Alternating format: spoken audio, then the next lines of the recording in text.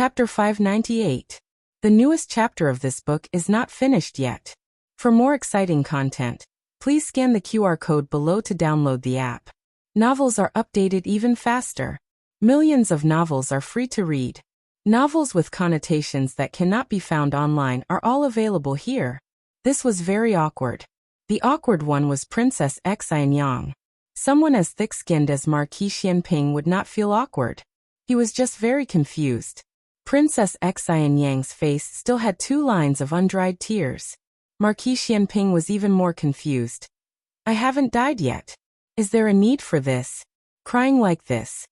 Is the important point that you haven't died yet? I, Princess Xianyang, Qin Fengwan, will not shed a single tear for you, Marquis Xianping. Also, what's with your tone of confusion when you said Qin Fengwan? You don't even know who I am, yet you dare to treat me so familiarly. Princess Xianyang could not continue her silent criticism. Why are you here? When did you return to the capital? Princess Xianyang did not know about last night's plan. My son brought me back, Marquis Xianping confidently said. When he mentioned Xiaoheng, his tone was very relaxed. This meant that Xiaoheng was fine. The medicine in the room and the basin of bloody water that the maidservant had just brought out should be Marquis Xianping's. Princess Xianyang let out a sigh of relief. Her son being fine was fine. As for the man, it did not matter. Princess Xianyang wiped away the tears on her face and raised her chin like a proud peacock. Once you've recovered, return to your manor. Marquis Xianping looked at her with a baffled expression. Qin Fengwan, the person who threw herself at me seemed to be you. Can you not act like you dislike me every time you take advantage of me? Princess Xianyang glared at him. I, Marquis Xianping earnestly said. If you were like this during the consummation, then forget it. You said you ate the wrong medicine, and I believed you for the time being. But you didn't eat the wrong medicine today, right? Princess Xianyang choked. Isn't that because you were lying in Aheng's bed? I thought you were him. Marquis Xianping put his arm behind his head and looked at her without blinking, as though he was considering the truth of her words. After a while he shook his head. Qin Fengwan, I don't believe you. Princess Xinyang. This person had been thick-skinned for a long time. Princess Xinyang felt that if she were to argue with him, the one who would be angered to death wouldn't be the thick-skinned one. Princess Xinyang ignored him and turned to leave the courtyard. Xiaoheng had just come out of Gu Jiao's room and was about to bring Gu Jiao to treat Marquis Xuanping's injury. Seeing that something was wrong, he hurriedly pulled his wife back into the room. Stop! Princess Xinyang shouted. Xiaoheng's body trembled. He pushed Gu Jiao into the room and closed the door with both hands. Gu Jiao poked her head out of the door. What's wrong? Xiaoheng hurriedly blocked her with his body and whispered, Go in quickly. Gu Jiao blinked strangely. Oh. Xiaoheng closed the door for Gu Jiao, then turned around and walked towards his mother with a smile. Mother, good morning. Princess Xinyang snapped. What do you mean by early? What's going on? Xiaoheng told her about what happened last night. My injury was too serious, so I brought him back to have Jiao Jiao take a look. Princess Xinyang coldly said. Why didn't you tell me about such an important plan earlier? You're still close to your father. Xiaoheng. Why are you jealous? This was a trap. The fewer people who knew, the more realistic the situation would be, and the more likely it would be to lure Grand Tutor Zhuang and the people of Yen. Are you that angry with me? I'm not angry with you, I'm... Xiaoheng looked at her seriously, waiting for her to continue. But she didn't say anything. It was too hard to say. Thinking of how she had hugged Xiaoji and cried her heart out, Princess Xinyang wished she could find a brick and knock herself out. Really? Princess Xinyang blushed in embarrassment and walked away angrily. Xiaoheng strangely rubbed his chin. My mother, what kind of reaction is this? Last night's event was very big. The news that Marquis Xianping returned to the capital with a ghost army gradually spread in the capital. This was Marquis Xianping's secret army, which had never been used in the Battle of the South Island. Now that it suddenly appeared in the capital, it naturally caused a big sensation. The emperor summoned Marquis Xianping into the palace. Because Princess Xinyang was acting as regent and was Marquis Xianping's wife, She was also summoned into Pure Flower's palace. Marquis Xianping entered the palace in a wheelchair. This was Dr. Gu's medical advice and couldn't be disobeyed. The other carriage had gone out to purchase, so there was only one carriage. Marquis Xianping couldn't ride a horse right now, so he could only ride with Princess Xinyang. Princess Xinyang also had Yujin sit inside. Open the windows and lift the curtains. Marquis Xianping glanced at her, but didn't say anything. After getting off the carriage, Marquis Xianping said to Princess Xinyang, "Changjing hasn't returned from capturing someone." Princess Xinyang didn't push him, and found a eunuch to push him in. Marquis Xianping first reported the situation on the South Island. All of the pirates had been cleared out. Not only that, Marquis Xianping had also fought on the sea and expanded Zhao Country's sea by hundreds of li. Now Zhao Country's banners were fluttering in the wind on Jadeite Island, the furthest South Island. This was a pleasant surprise. To be honest, the emperor had previously muttered to Eunuch Wei about why the South had started fighting first, but still hadn't ended it. Who would have thought that Marquis Xianping would act on his own initiative and turn all of the islands into Zhao countries?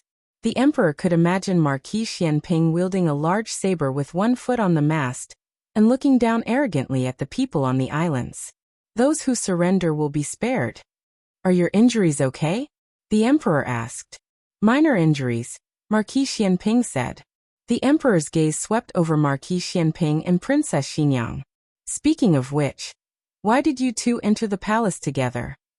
Marquis Xianping said lightly, "Oh, last night I rested with the princess." Everyone was shocked. "You rested with the princess, you too?" Princess Xinyang quickly changed the topic. "Your Majesty, Imperial tutor Zhuang colluded with the people of Yan."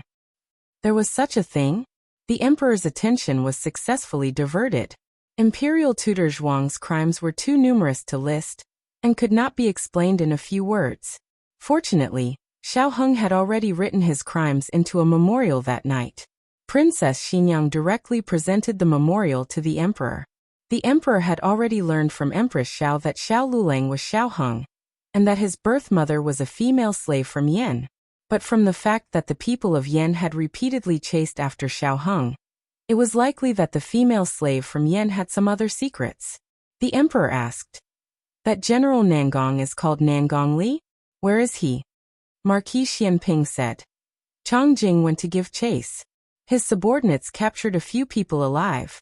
Will your Majesty personally interrogate them, or will this official interrogate them?" "You interrogate them," the emperor said. Marquis Xianping nodded, then thought of something and said, "Aheng said to leave Imperial tutor Zhuang with his lowly life. Everything else is up to you." Imperial tutor Zhuang had committed so many crimes that even dying 100 times would not be enough, but since Marquis Xianping had personally made this request, the emperor would not refuse to give him face. It was just that Imperial tutor Zhuang's position as an official would be completely lost. The glory of the Zhuang clan would also be destroyed. Then let's confiscate the property and send him into exile. The emperor looked at the contents of Xiao Heng's memorial and said, "The previous emperor's blank imperial edict was destroyed by Zhuang Yuheng. He can be considered to have performed a great service, so he will be exempt from punishment." Princess Xinyang said, "Ever since that child met Aheng, he has become different from before. It's mainly because our son taught him well. This is called one is marked by the company one keeps." Marquis Xianping spoke a rare literary phrase. And Princess Xinyang did not argue with the hour in a rare moment. The emperor was confused. "Did you two really spare no effort in praising your son? The empress misses you very much. Go to Kuanning Palace in a bit to visit her," the emperor said to Marquis Xianping. Yes.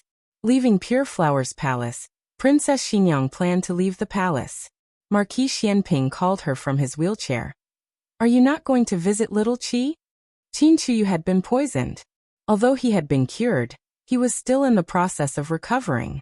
Even if Empress Xiao did not like Princess Xinyang, she still doted on her son, Xiao Heng. Princess Xinyang also doted on Qin Chuyu. Princess Xinyang pondered a bit. Going with Marquis Xianping was better than going alone. At the very least, she would not have to stare at Empress Xiao. The two brought Eugene and a eunuch pushing the wheelchair to Kuanning Palace. Empress Xiao saw that her brother was sitting in a wheelchair, and thought that he was disabled. Unable to hold back, she began to cry. Princess Xinyang thought of Empress Dowager Zhuang. They had both entered the palace as empresses, but Zhuang Jince was no longer Zhuang Jince. Xiao Shuyu, however, would always be the young girl that she was before she married. Was this what it was like to have someone supporting and protecting you? Empress Xiao cried until she was out of breath. Snot and tears flowed down her face. She was willful and straightforward. Marquis Xianping sat in his wheelchair and leaned back in disgust. Xiao Shuyu, you're so ugly. Marquis Xianping decided to ignore his sister. She had cried so much since she was young. He asked someone to push him to see Qin Shuyu. With her brother gone, Empress Xiao stopped crying. Why did you stop crying? Princess Xinyang asked. Empress Xiao said, why should I cry? My brother is no longer here. Why should I cry for you to see? Princess Xinyang thought for a bit and said, you two were very close. Empress Xiao said without restraint, of course. I only have one brother, and he only has one sister. If anyone dared to bully me when I was young, I would tell my brother, and he would beat him. Princess Xinyang asked, if the person who bullied you was very, very powerful, would your brother beat him? Empress Xiao said without hesitation, of course. When I was young, he might not be able to win every time, but he would still stand up for me. This was her brother. He would rather be covered in blood than let his sister suffer the slightest bit of grievance. Even if he could not defeat the other party, he would still bite off a piece of flesh from the other party. He wanted to warn everyone that no one could bully the person that he, Xiaoji, wanted to protect. They ate lunch in the palace.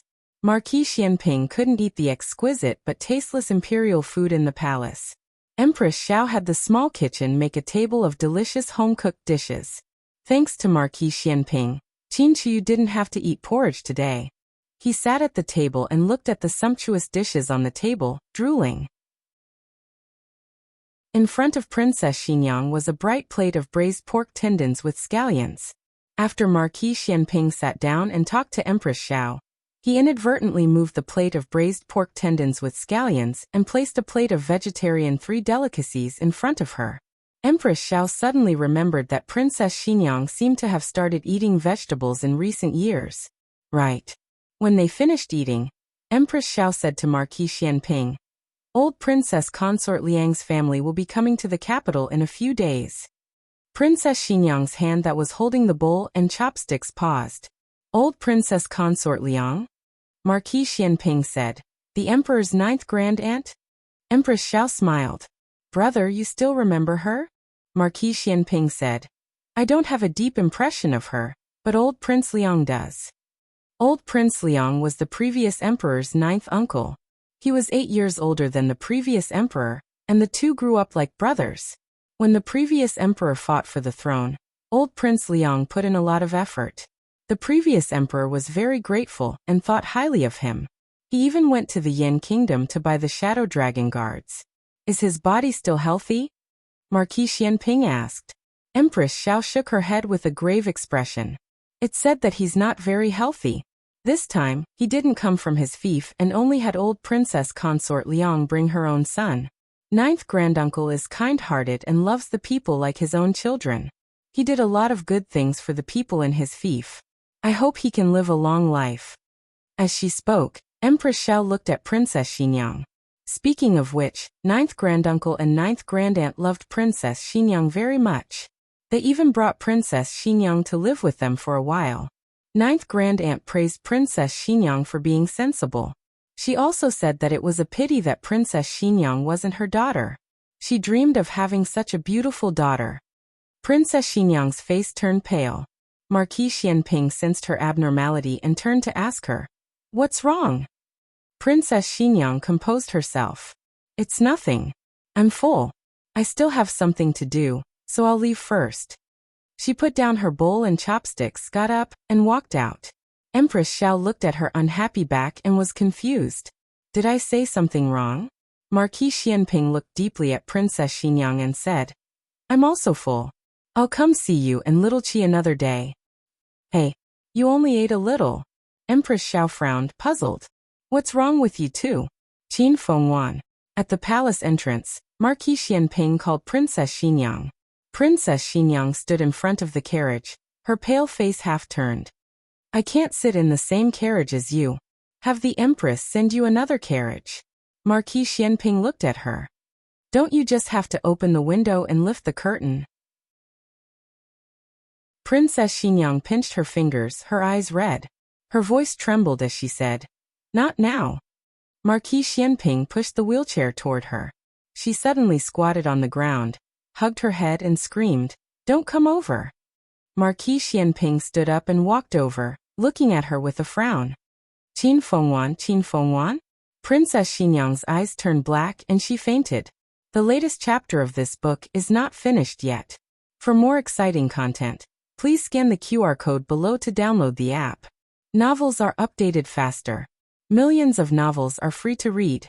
Novels with connotations that can't be found online are all available here. https://www.zhbqg.com/89642_8964286/1083197663. HTML Genius memorized the website address in 1 second. www.zhbqg.com Bikugo mobile reading website. zhbqg.com.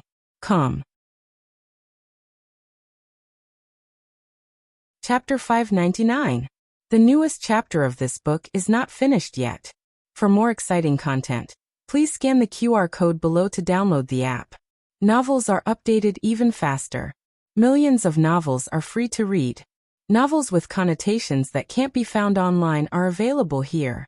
Ignoring the doctor's advice, Marquis Xianping abandoned his wheelchair and walked forward.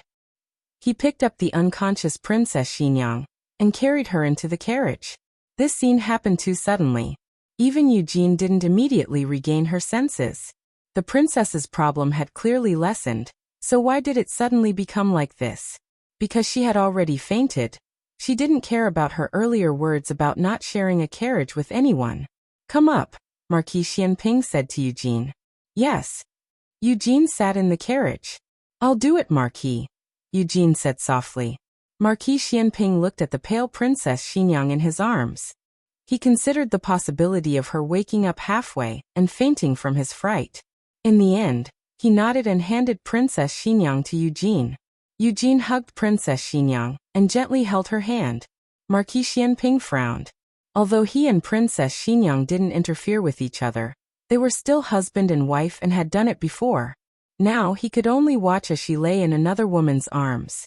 What was going on? Marquis Xianping's face was filled with irritation. He suddenly stood up and lifted the curtain. Eugene froze and asked, Marquis, what are you doing? Marquis Xianping said coldly, Get off the carriage and ride a horse. Otherwise, she'll faint from fright when she wakes up. But your injury.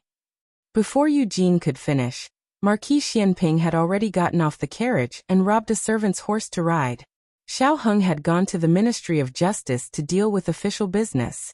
Gu Jiao had been lying in bed for several days. Today she could finally move freely. She first went to the courtyard to loosen her muscles and bones. Then she picked up the red tasseled spear and practiced a set of spear techniques. Martial arts had to be practiced every day. Otherwise, it would be easy to become rusty. Halfway through her practice, Marquis Xianping and Princess Xinyang returned. Gu Jiao knew that they had entered the palace. When they left, they sat in the same carriage. When they came back, it was Marquis Xianping riding a horse and Princess Xinyang sitting in a carriage. Did they have a fight? Marquis Xianping calmly dismounted and threw the horsewhip to the maidservant guarding the door. Then he said to Gu Jiao, who was in the courtyard, The princess has fainted. Go and take a look. Oh! Gu Jiao put away the red tasseled spear and looked around. Give it to me. Marquis Xianping extended his hand towards Gu Jiao and took her red tasseled spear. Gu Jiao glanced at his waist and thighs.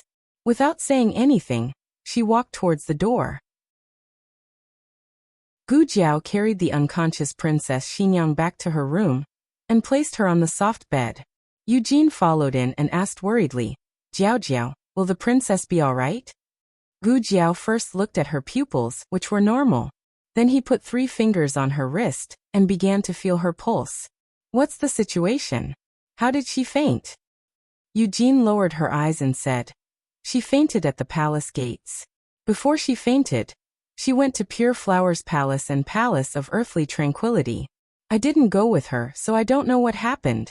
When she came out of Palace of Earthly Tranquility, her complexion didn't look good. When we arrived at the palace gates, the princess said to the Marquis that she didn't want to ride in the same carriage as the Marquis. The Marquis asked the princess a few questions, and then the princess fainted. She fainted when he asked her? Did he say something that made her angry? Gu Jiao undid Princess Xinyang's lapels and tightly bound belt, so that she could breathe better. Princess Xinyang's angina had long been cured, so her fainting had nothing to do with angina. Instead, it seemed that she had fainted because she had been provoked. Eugene's words were clearly hiding something. After Gu Jiao undid Princess Xinyang's clothes, she pulled over a thin blanket and covered her. She turned to look at Eugene. Aunt Eugene, if you don't tell me the truth, it will be very difficult for me to make an accurate diagnosis for the princess. Eugene wanted to say something, but hesitated.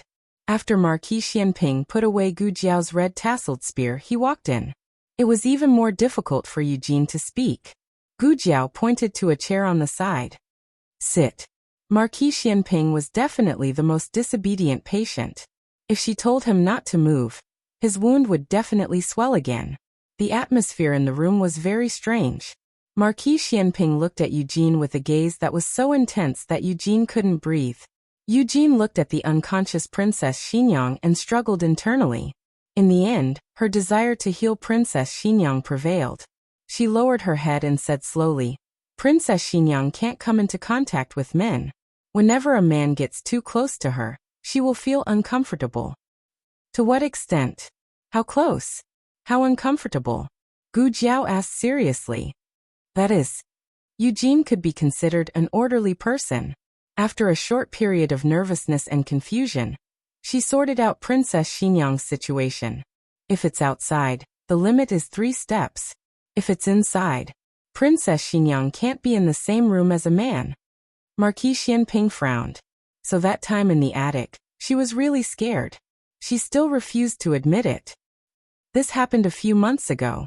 At that time, Gu Jiao hadn't gone to the frontier fortress. Princess Xinyang fell down in the attic and was injured. Marquis Xianping went to save her, but she was scared out of her wits. Gu Jiao also arrived at the scene and saw Princess Xinyang's abnormality. But based on the situation at the time, Gu Jiao thought it was claustrophobia. How long has she been in this situation? Gu Jiao asked. Eugene shook her head. I don't know, the princess didn't tell me. I only served the princess after the princess got married. At that time, she was already in such a condition. I tried to ask the princess, but the princess refused to say anything. Gu Jiao pondered. After you came to the princess's side, has she always been like this? Or has her condition worsened or improved? Eugene said truthfully. In the past 2 years, she has improved a little. She can ride the same carriage with Marquis. In fact, Princess Xinyang had also ridden in the Yen State's pharmacist's carriage. But the Yen State's pharmacist's carriage didn't have curtains. The front and back were all open. It didn't look like a claustrophobic space. Marquis Xianping thought of the last few times he rode the same carriage with Princess Xinyang. But this Marquis doesn't see her as relaxed. So Marquis noticed? Eugene was surprised. Marquis Xianping coldly snorted. What? So in your eyes, this Marquis is just a big uncouth man? You didn't notice any of these minor things? Eugene bowed. Eugene misspoke. Marquis Xianping sternly said. I don't blame you. As a military general, men are indeed not as meticulous as you women. But this Marquis is gifted. How can I be an ordinary person? Eugene. How can he stick gold on his face like this? Eugene could only pretend she didn't hear anything. She continued. It's not easy, but she can endure it. If she can't endure it, she will faint like today. Gu Jiao said. But husband and Long Yi seem to be fine. Eugene nodded slightly. Little Marquis and Long Yi are exceptions. Marquis Xianping was unhappy. Forget about Xiaoheng. He was her son. But why was Long Yi an exception? Eugene hurriedly explained. Long Yi wasn't able to get close to the princess from the start. It's just that little Marquis likes Long Yi too much and always pesters Long Yi. After Long Yi got along with the princess and little Marquis for a long time, the princess slowly started to see him as a child. So in Qin Fengwan's eyes, Xiao Ji was a serious and majestic man. Marquis Xianping raised his eyebrows. Wait, there's still something wrong. Eugene looked at Marquis Xianping and said earnestly, Marquis, the princess doesn't mean to dislike you. She just can't get along with men. Please don't blame her. Marquis Xianping frowned and muttered, so that night, she really ate the wrong medicine. Marquis, what did you say? Eugene didn't hear clearly. Marquis Xianping said indifferently, nothing. So he was trying to make an antidote for a woman? Gu Jiao finished measuring Princess Xinyang's blood pressure and said, Aunt Eugene said that the princess's condition has improved in the past 2 years, but she suddenly fainted today. She must have suffered some trauma in the palace. Marquis, do you remember? Of course Marquis Xianping had an impression. It was only after Empress Xiao mentioned old Liang and his wife that Princess Xinyang started to feel strange. After leaving Vermilion Bird Avenue, Marquis Xianping returned to his estate. Steward Lu didn't go to war and hadn't seen his master for several months. He was so excited that his eyes shone. Marquis, you're finally back. Enough. Marquis Xianping waved his hand impatiently and sat on a chair. Do you know old Liang? Steward Lu said. I know. His Majesty and Princess Xinyang's 9th great-uncle. Why did Marquis suddenly ask about him? Marquis Xianping said, investigate him and old Liang Wangfei. Steward Lu asked, can this little one ask why? Marquis Xianping gave him a sharp look, and Steward Lu shrunk his neck resentfully. This little one can't. There's no need to investigate everything. That would take too much time. Investigating information was the same as going into battle to kill the enemy. Marquis Xianping thought for a moment and said, investigate everything related to Princess Xinyang. Steward Lu had an extremely speechless expression. Marquis, you beat around the bush. If you want to investigate Princess Xinyang, just say it. Marquis Xianping said indifferently. What? This Marquis can't investigate? Steward Lu smiled embarrassedly. Of course you can. You're the Marquis. Who can't you investigate? However, you don't need to investigate. If you want to know anything, just ask me. I came from old Liang's estate. Marquis Xianping's mouth twitched as he looked at him. You have this kind of experience? Steward Lu coughed lightly. I'm not an important person. In old Liang's estate, I was just a handyman. Later, old Liang moved to his fief to build an estate. I didn't follow. He didn't bring you. Marquis Xianping exposed him. Steward Lu put on a fake smile. At the time he was still young. He was just a lowly handyman. Naturally, he didn't have the right to follow him to his fief. Marquis Xianping continued. Then tell me about old Liang and his wife. They doted on Princess Xinyang. Is it true? Steward Lu said without hesitation. It's true. It's truer than real gold. Old Liang loved to listen to music. He had an opera troupe in his estate. I was young then, only 8 years old. I came in with the opera troupe. After the opera troupe dispersed, I didn't leave. I stayed behind to be a handyman. When I was in the estate, I heard that old Liang and old Liang's wife doted on the previous emperor's 7th princess. At the time, Princess Xinyang hadn't reached marriageable age and didn't have a title. She was ranked 7th, so the servants called her 7th princess. Steward Lu continued. Old Liang and his wife often visited Princess Xinyang in the palace. They didn't have a daughter or a granddaughter, so they always doted on Princess Xinyang. Marquis Xianping said, I know this. I heard that they even brought Princess Xinyang to their estate for a short stay. Steward Lu said excitedly, that's right. There was such a thing. The opera troupe dispersed because of Princess Xinyang. What do you mean? Marquis Xianping frowned. Steward Lu recalled for a while and said, I remember. Princess Xinyang was only 6 or 7 years old that year. She came to stay in the manor for a short while. Old Liang Wangfei specially ordered the opera troupe to put on a few plays that children liked to watch. The troupe leader arranged. I don't remember what he arranged. I only remember that I took a knife and walked around the stage. She liked to watch operas? Marquis Xianping had never seen her listen to operas in all these years. Steward Lu shook his head. Now that I think about it, I feel that the princess didn't like it at the time. She sat quietly between King Liang and the princess consort. The two of them each held one of her hands lovingly. The maidservants below the stage were all laughing, but she was the only one who was expressionless. Marquis Xianping's eyes darkened. How did the disbanding of the opera troupe have anything to do with her? Steward Lu said. One day, Princess Xinyang suddenly came to the opera troupe late at night. The troupe leader asked her why she was here, but she didn't say anything. The troupe leader thought that she wanted to watch operas, so he went on stage and performed a few operas for her. Then the troupe leader said to her, "Seventh princess, it's getting late. Can we sing again tomorrow?" These events had happened so long ago that Steward Lu couldn't remember them clearly. But for some reason, when he suddenly thought about it today, Princess Xinyang's expression at that time became incomparably clear in his mind. She seemed to be pleading. Steward Lu said in a daze. But she still left in the end. She left alone. The next day, news of Princess Xinyang breaking her leg came from the estate. It was said that she fell and injured herself on the way back from the opera troupe. Old Liang's wife blamed everything on the opera troupe and disbanded the opera troupe without any explanation. Marquis Xianping muttered to himself for a moment, then said, "Then let me ask you, did anyone in the estate bully her?" Steward Lu said without hesitation, "Of course not. King Liang and his wife doted on the princess very much. No one dared to bully her. I remember that once, for some reason, old Liang's heir got into an argument with the princess and pushed her to the ground. It was grass, so it didn't hurt. But when old Liang found out, he hung his own son up and beat him up." Marquis Xianping said thoughtfully, "Qin Fengwan's personality isn't very likable. Of all the princesses, she's the most boring and unlike a child." King Liang and his wife don't like the lively and cute Ning'an, and they don't like the educated and reasonable Daqing, but they like her? Steward Lu smiled. Princesses are the prettiest. That's true.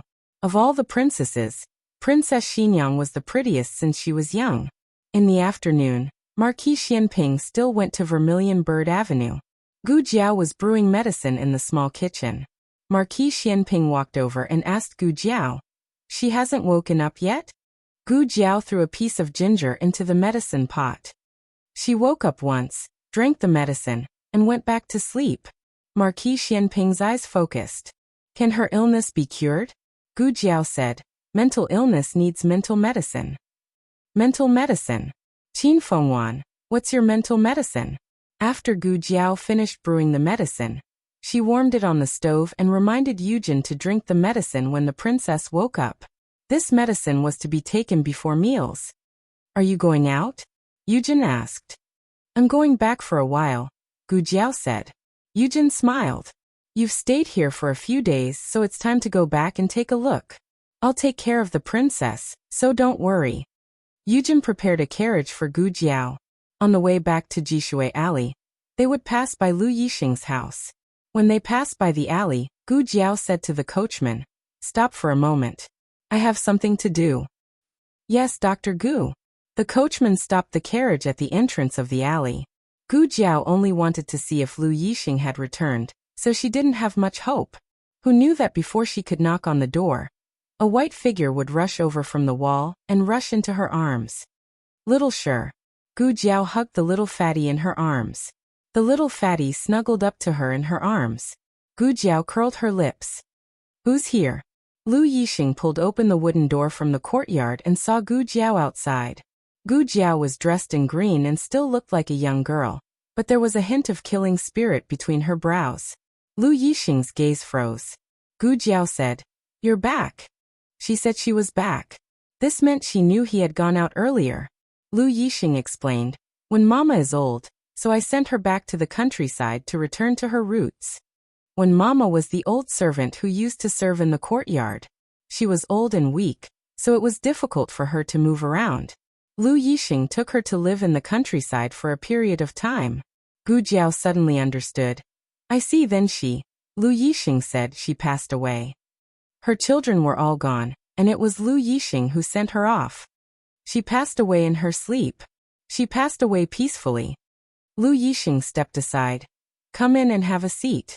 Gu Jiao carried the little fatty into the courtyard. I was just passing by today. I didn't expect you to be at home. Yuan Tang asked me to bring you something. I'll bring it to you later. Lu Yixing brought Gu Jiao into the central room and poured her a cup of tea. Someone was cooking in the backyard. It was Anu, the last servant by his side. Gu Jiao's eyes fell on the several boxes on the chair. Did you just come back, or are you leaving again?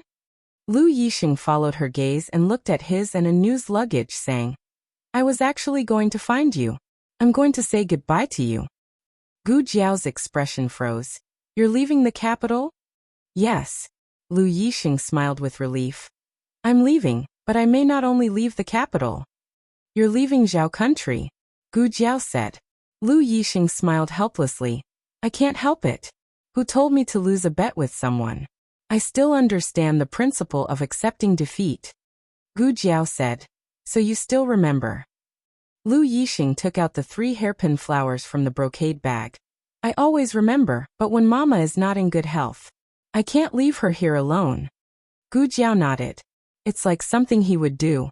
Thinking of something, Lu Yixing said seriously, but don't have too much hope. I'm just going to study. I won't be conferred the title of Marquis or Prime Minister. Gu Jiao didn't refute. Lu Yixing put away the 3 hairpin flowers one by one. Before I leave, I have a question to ask you. Gu Jiao said, go ahead. Lu Yixing hesitated for a moment, then gathered his courage and asked, why are you so good to me? Is it really just because I'm a patient of the clinic? No, Gu Jiao said. Lu Yixing's eyes lit up, then Gu Jiao curved her lips. You've already asked a question. Lu Yixing choked, and after a long time he smiled bitterly. That's true. Gu Jiao saw a bamboo flute standing on the box. Do you like to play the flute? Lu Yixing said warmly, yes. Gu Jiao said, oh, when are you leaving? Lu Yixing said, we'll leave in 2 hours. My identity is special, so it's inconvenient for me to leave the city when there are many people. Gu Jiao nodded and looked at him. Is the carriage ready? Lu Yixing smiled.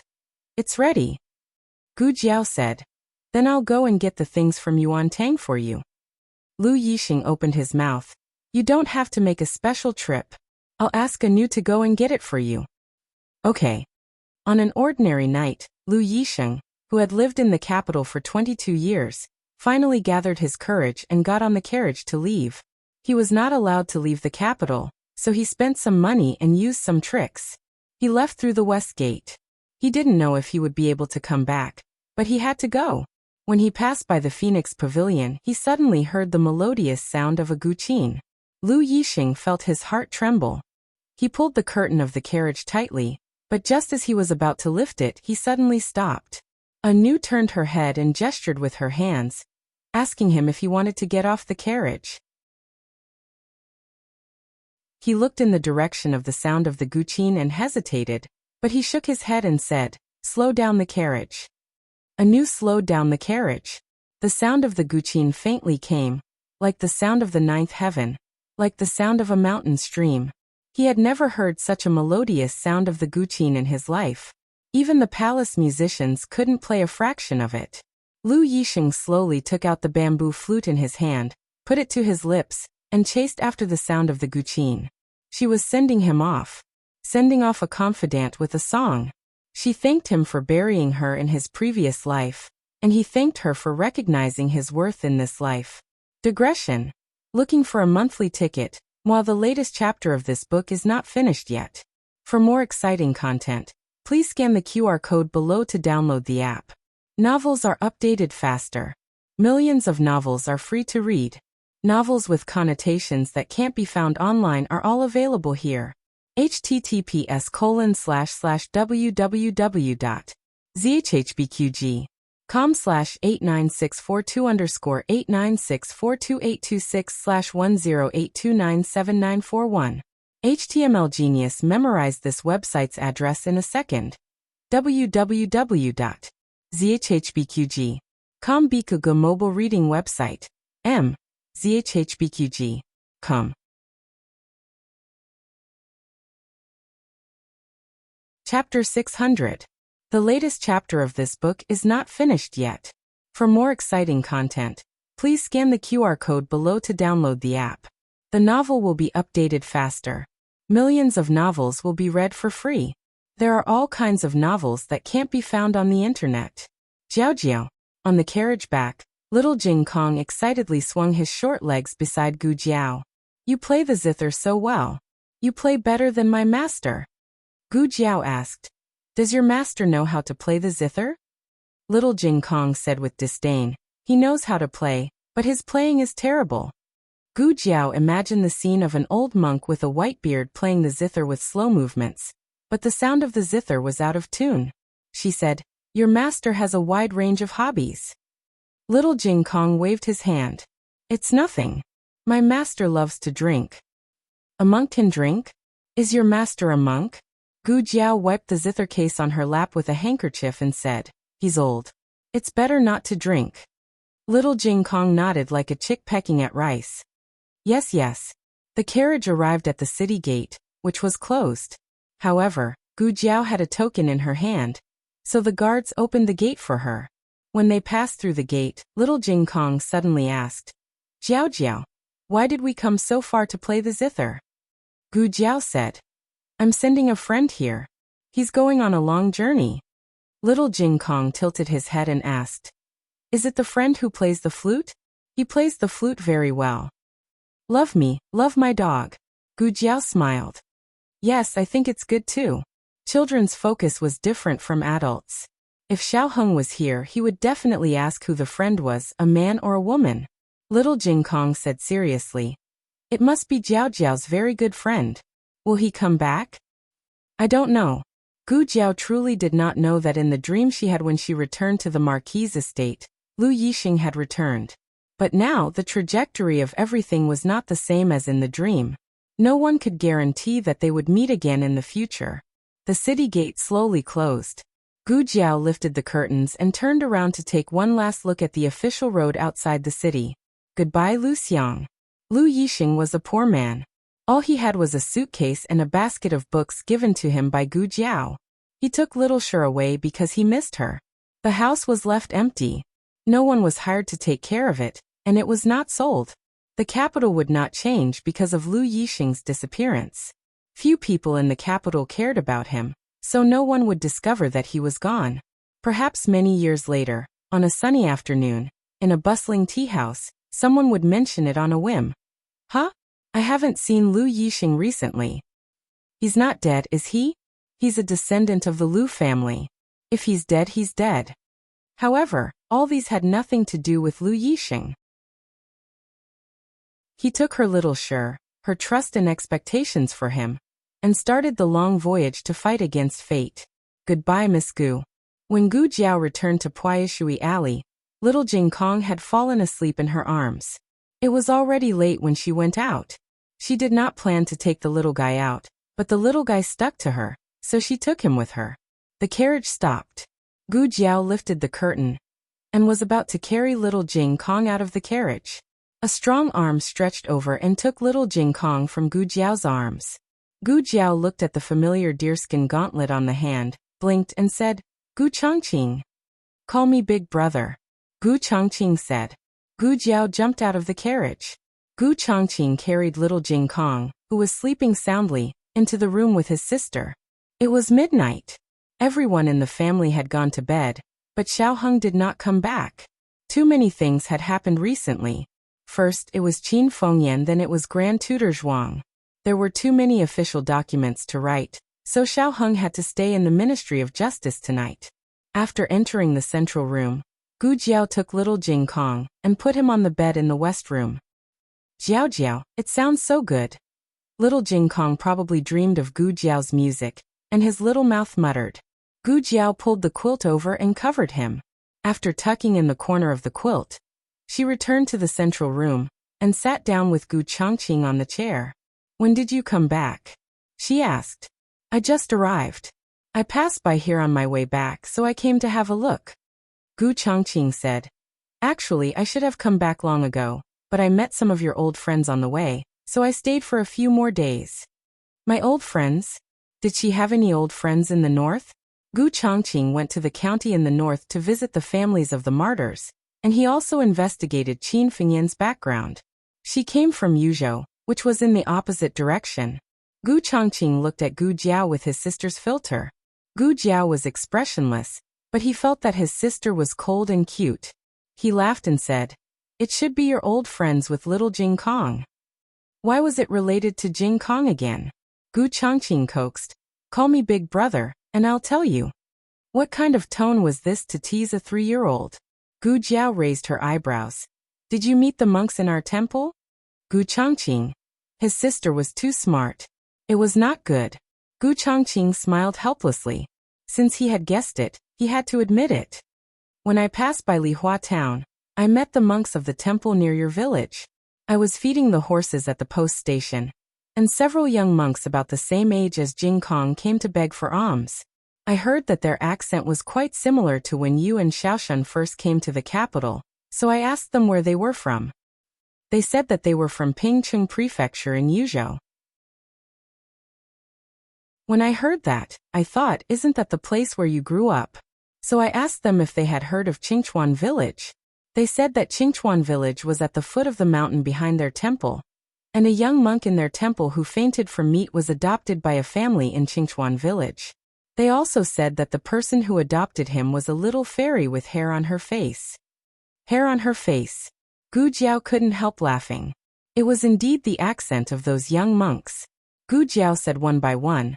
They were Jingxin, Jingfan, and Jingshan. Gu Changqing was surprised. "You remember them?" Gu Jiao said. "I talked to them." The 3 plastic playmates from Jing Kong looked forward to going down the mountain every day. They didn't even tell Jing Kong that they couldn't eat meat when they went down the mountain. They were afraid that Jing Kong wouldn't leave. However, Jing Kong didn't hold back. They snatched food from the 3 playmates every day. Gu Jiao asked curiously, "How did you meet them?" Gu Changqing said, "They followed the abbot of the temple to participate in the Dharma conference and traveled half of Zhao country. They were in Yi City during the war at the frontier fortress, but they didn't know that you were in the Gu army." Gu Jiao said, "Oh, I really missed them." Gu Changqing continued, "They took me to see the abbot. The abbot asked a lot of things about little Jing Kong. He was surprised that you didn't send little Jing Kong back." Gu Jiao asked curiously, "Why should I send Jing Kong back?" Gu Changqing thought, "Probably because he's a little troublemaker." Gu Changqing thought of something and said, "The abbot said that he will go back to the temple soon. Please treat Jing Kong well." "She must not send him back to the temple." Gu Jiao asked, "Did you see an old monk? The kind with a white beard. His back is a little stooped, and his steps are a little staggered. Is he deaf? His hands are shaking, and his eyes are blurred?" After all, he couldn't even play the zither. Gu Changqing shook his head decisively. "No. Oh right. The abbot asked me to bring you something. He said it's for Jing Kong." "Oh." Gu Jiao looked at him. Gu Changqing went outside and took a bundle from the saddle. He took out a small box and handed it to Gu Jiao. "I haven't opened this. I don't know what's inside." The box was not locked. It was simply fastened. It was obvious that the abbot trusted the young master of the Gu family army, Gu Changqing. Gu Jiao did not open it. Instead, she went into the room and put it on the bedside of little Jing Kong. If the little guy knew that the abbot had brought him a gift, he would be very happy. Gu Jiao came out of the west room. Gu Changqing stood at the door and looked at her deeply. "I came here today to tell you something." "What is it?" Gu Jiao asked. "I may have to leave Zhao country for a while," Gu Changqing said. "Why do you have to leave?" Gu Jiao was confused. "Did you make an appointment? Both of you had to leave." Gu Changqing raised his hand and stroked the hair on her temples. "To find a way to cure you. You are my sister. I don't want to see you lose control in blood and killing intent." I also don't want to see you hurt yourself to restrain your desire to kill. So even if I have to climb a mountain of swords or plunge into a sea of fire, I must cure you. When I was talking to the abbot, I mentioned your situation by accident. Gu Chongqing said. The abbot said that there may be a way to cure you in Yan Kingdom. Gu Jiao was slightly surprised. Yan Kingdom? Gu Chongqing said. In fact, Qin Kingdom is also famous for its medical skills. But I think you are already the best doctor in the world. If you can't cure yourself, it may not be a problem of medical skills. There are many capable people in Yan Kingdom. I want to go there to try my luck. Gu Jiao looked at him. You can't go to Yan Kingdom. As the young master of the Gu family, he had to ask for permission to leave the capital, let alone go abroad. Obviously, the emperor would not agree to let him go to Yan Kingdom because he couldn't go at all. Gu Chongqing smiled. I can go. At worst, I won't be the young master of the Gu family. Gu Jiao retracted her gaze. Yan Kingdom is not a place you can go as you wish. Gu Chongqing stroked the top of her head and smiled dotingly. Don't worry. I have my ways. Brother's style was very good. He treated Gu Jiao like Xiao Heng treated little Jing Kong. Gu Jiao's face darkened. He couldn't lie to her like this. Okay, I'm leaving. Call me Big Brother. He wanted to be the first brother she acknowledged. Gu Jiao looked at him with a serious face. Her whole face said, How can you talk to your little granduncle like that? Gu Chongqing was speechless. Gu Chongqing was serious about going to Yan Kingdom to treat his sister. With his current status, there was only one way to go to Yan Kingdom, to the underground martial arts arena. The underground martial arts arena was built by the people of Shang. They used the arena to recruit talents and collect information from other countries. Even the imperial court could not interfere. As long as he was in the top 3 of the master ranking, he would be qualified to enter Yan Kingdom. Gu Jiao slept late. When she woke up, it was already dawn. Little Jing Kong was already practicing boxing in the backyard. Kill. He punched out and a row of chickens fell down. They were quite cooperative. Gu Jiao dressed neatly and went to the backyard to wash up. Xiao Heng was also washing his face. This person was too good-looking. Everything he did was pleasing to the eye. He wrung a towel and made it look like an ink painting. Did you just come back from the yamen? Gu Jiao greeted him. He was still wearing the official uniform of the Ministry of Justice. Unexpectedly, Xiao Heng ignored her. Didn't he hear her? Gu Jiao's eyes moved, and she came to his left. Husband. Xiao Heng turned right to dry the towel. Gu Jiao blinked strangely, and went to his right. Husband. Xiao Heng turned left to pour the water in the wooden basin. This time, if Gu Jiao still couldn't tell that he was throwing a tantrum, it wouldn't make sense. She thought about it and realized that she hadn't done anything. Xiao Heng just came back to change his clothes. He had to go to the Hanlin Academy later. Working in 2 departments was so tiring. After he left, Gu Jiao called little Jing Kong who was practicing boxing. What happened to your brother-in-law? Little Jing Kong scratched his head. Nothing. He's fine. Gu Jiao looked at the empty door. Didn't you notice that he was angry? Is he angry with you or with me? Angry? Little Jing Kong scratched his mushroom head and his eyes lit up. Ah. I know. Bad brother-in-law must be jealous of me. Jealous of you. Gu Jiao looked at the little guy suspiciously. Little Jing Kong proudly shook his little head. That's right. I went out of the city with Jiao Jiao yesterday. I even heard Jiao Jiao play the guqin. Bad brother-in-law doesn't exist. He has never heard Jiao Jiao play the guqin. I was the first to hear it. Jiao Jiao likes me the most. Gu Jiao did not bother to correct him. What did you say to your brother-in-law? Little Jing Kong said seriously.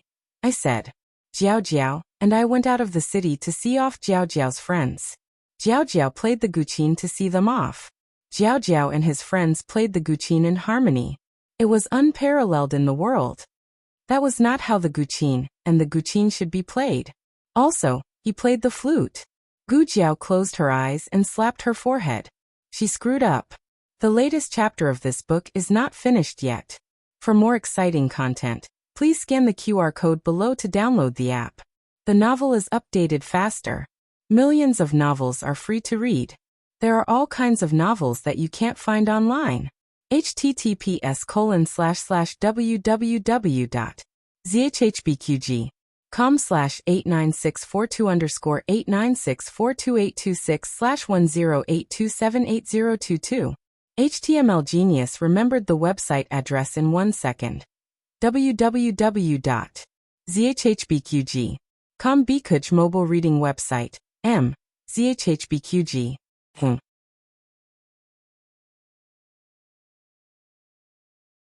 Chapter 601. The latest chapter of this book is not finished yet. For more exciting content, please scan the QR code below to download the app. Novels are updated even faster. Millions of novels are free to read. Novels with content that cannot be found online are all available here. The accident happened too quickly, like a tornado. Princeton had lived next door for so long without a fire in his backyard. He had only done it for Lu Yixing, but the result was a fire burning his eyebrows. Jing Kong, oh Jing Kong, you really know how to trick me. On this side, Gu Jiao was thinking about how to coax her husband. On the other side, Xiao Heng was called into the palace by Empress Xiao. Aunt. Xiao Heng saluted to Empress Xiao. There are no outsiders here. Don't be so courteous. Come and sit. Empress Xiao said to Xiao Heng. Xiao Heng obeyed and sat next to Empress Xiao. Empress Xiao looked at his slightly furrowed brows and asked, Heng, what's wrong? You don't seem very happy. Are you worried about your mother? My mother? Xiao Heng had been busy at the Board of Punishments all night, and did not know about Princess Xianyang. Empress Xiao asked, You don't know? Your mother fainted at the entrance of the palace yesterday. I called you over to ask how she is. Although she and Princess Xianyang did not like each other, she was still Xiao Heng's mother. Xiao Heng's eyes flashed with worry. I don't know. I was at the Board of Punishments yesterday, and did not go to my mother's side. I will go take a look in a bit. Empress Xiao grabbed his wrist. Don't worry. I still have something to tell you. Today Marquis Xianping did not sleep in. He got up early and went to Zhuke Street. Unexpectedly, there were a few carriages parked in front of Princess Xianyang's residence. This was very strange. After all, aside from Gu Jiao and Xiao Heng, Princess Xianyang did not have many visitors. These luxurious carriages clearly did not belong to the young couple. The driver brought the wheelchair over. Marquis Xianping frowned. The driver quickly said, It was Dr. Gu's orders. She said that if you did not sit, to tell Lord Xiao. Marquis Xianping sat in the wheelchair with a dark expression. Just as he sat down, a clamor came from Princess Xinyang's courtyard. Soon after, Eugene and a few servant girls from the courtyard came out with bags of various sizes. As she walked, she looked back as if she was saying to someone, You should take these things back. We appreciate the old princess's kindness, but we won't accept the gift. A stout nanny followed them out, surrounded by a few maids. She used her hand to block the gifts that Eugene intended to return and said with a smile, These are the old princess's kind intentions. She specially brought them over from Feng. How can I not accept it? Eugene smiled politely. Gue Momo, you really can't accept it. The princess has just taken up the position of regent, and Gue Momo also understands that with the princess's current status, she has to be more cautious in dealing with people. She had once instructed us that no matter who comes to give a gift, we must not accept it. Gue Momo glared at her and said, How can those people be compared to the old princess consort? The old princess consort watched the princess grow up, and has a deep friendship with the princess. She is family. Eugene maintained a decent smile. Gue Momo, please don't make things difficult for us. Gue Momo's smile faded. It's fine if I don't make things difficult for you. Go and report to the princess that the old princess's people have come to see her. Eugene said in a manner that was neither servile nor overbearing. The princess has not been feeling well recently. She did not sleep last night, and only rested when it was close to dawn. I'm afraid it would be inappropriate to wake the princess up. Gue Momo chuckled. I don't know when it was the turn of a servant to make decisions for Princess Xinyang. A servant girl at the side said, Lord Eugene is the deputy prefect of the princess's residence, and has an official title in the imperial court. Nanny, be careful with your words. Gue Momo looked coldly at Eugene and raised her chin. All right then, I will wait here for the princess to wake up. Who is so noisy? Marquis Xianping sat in a wheelchair and was slowly pushed over by the coachman. Eugene heard his voice and her eyes lit up. She turned and bowed. Marquis. Marquis? Gue Momo looked at the handsome man in the wheelchair and could not help but be stunned. This is Princess Xinyang's son-in-law? After so many years, why hasn't he changed at all? Gue Momo was an old servant of the old Liang Wangfei and had lived in the capital for many years. Naturally, she had seen Marquis Xianping. However, she never expected that time would not hasten him. Marquis, this servant is... Gue Momo was only halfway through her sentence when Marquis Xianping grabbed the bundle in Eugene's hands and threw it at Gue Momo's feet without any trace of politeness. Gue Momo was stunned again. The servant girls saw the Marquis take the lead and threw the gifts on the ground with their backs straightened. Humph! Gue Momo and the others were thrown back a few steps. This was a slap in the face. They had come a long way to deliver gifts to Princess Xinyang. Not only did she not want them, she even threw them out. Gue Momo immediately said angrily, Marquis, we are people of the Liang Wangfei. This old servant came on the old Liang Wangfei's orders. Just how powerful was the old Liang Wangfei's and old Liang Wangfei's statuses? When the current Empress Dowager saw the two of them, she had to respectfully call them uncle and aunt. Marquis Xianping and Princess Xinyang were of the same generation. How dare he? Marquis Xianping dared. When he heard Gue Momo's threat, he did not even lift his eyelids. He only lazily leaned back in his chair. Gue Momo was clearly standing and he was sitting, but he had the aura of being number one in the world. Marquis Xianping arrogantly said, Still not leaving? Are you waiting for this Marquis to beat people up? Gue Momo was furious. You. A servant beside her said eccentrically. Forget it, Nanny. Marquis Xianping has been arrogant for more than a day or two. At worst, we can go back and report to the old Liang Wangfei and let her judge before the emperor. Let's see if someone is bullying the old Liang Wangfei, because he is no longer working in the capital and doesn't put our Liang Wangfei in their eyes. This was naturally a threat to Marquis Xianping. They did not believe that Marquis Xianping was not afraid of the old Liang Wangfei or the emperor. Who would have thought that Marquis Xianping would not even use his pestle? Eugene pursed her lips and smiled. She said to Gue Momo and the others, My Marquis has just made a military achievement. Do you think that the emperor will touch him at this critical juncture? Just drive out a few servants. It's not like he's driving out your Wangfei. My Marquis. This was the first time Eugene had addressed Marquis Xianping this way. Marquis Xianping raised his eyebrows. Did you hear that? Hurry up and scram. Gue Momo gritted her teeth. Don't swish. Marquis Xianping pulled out the long knife behind his wheelchair. Murder. Gue Momo was so scared that she covered her head and fled. The others also went straight to their carriages, forgetting to bring their gifts. Eugene instructed the servant girls to throw these eyesores back into their carriages, and the group left dejectedly. Marquis Xianping threw the long knife to the coachman and pushed the wheelchair into the courtyard. He went to Princess Xinyang's room. As expected, she was not asleep at all. She sat at the head of the bed with a pale face. The wheelchair could not get in. Marquis Xianping thought for a moment, stood up, moved the wheelchair over the threshold, and sat on it again. He came to the bed, and Princess Xinyang turned her back to him. This meant that she refused to communicate with him. Marquis Xianping thought of her illness and didn't dare to get too close. He looked around and made sure that the doors and windows were open before saying, Qin Fengwan. Don't ask, Princess Xinyang said softly.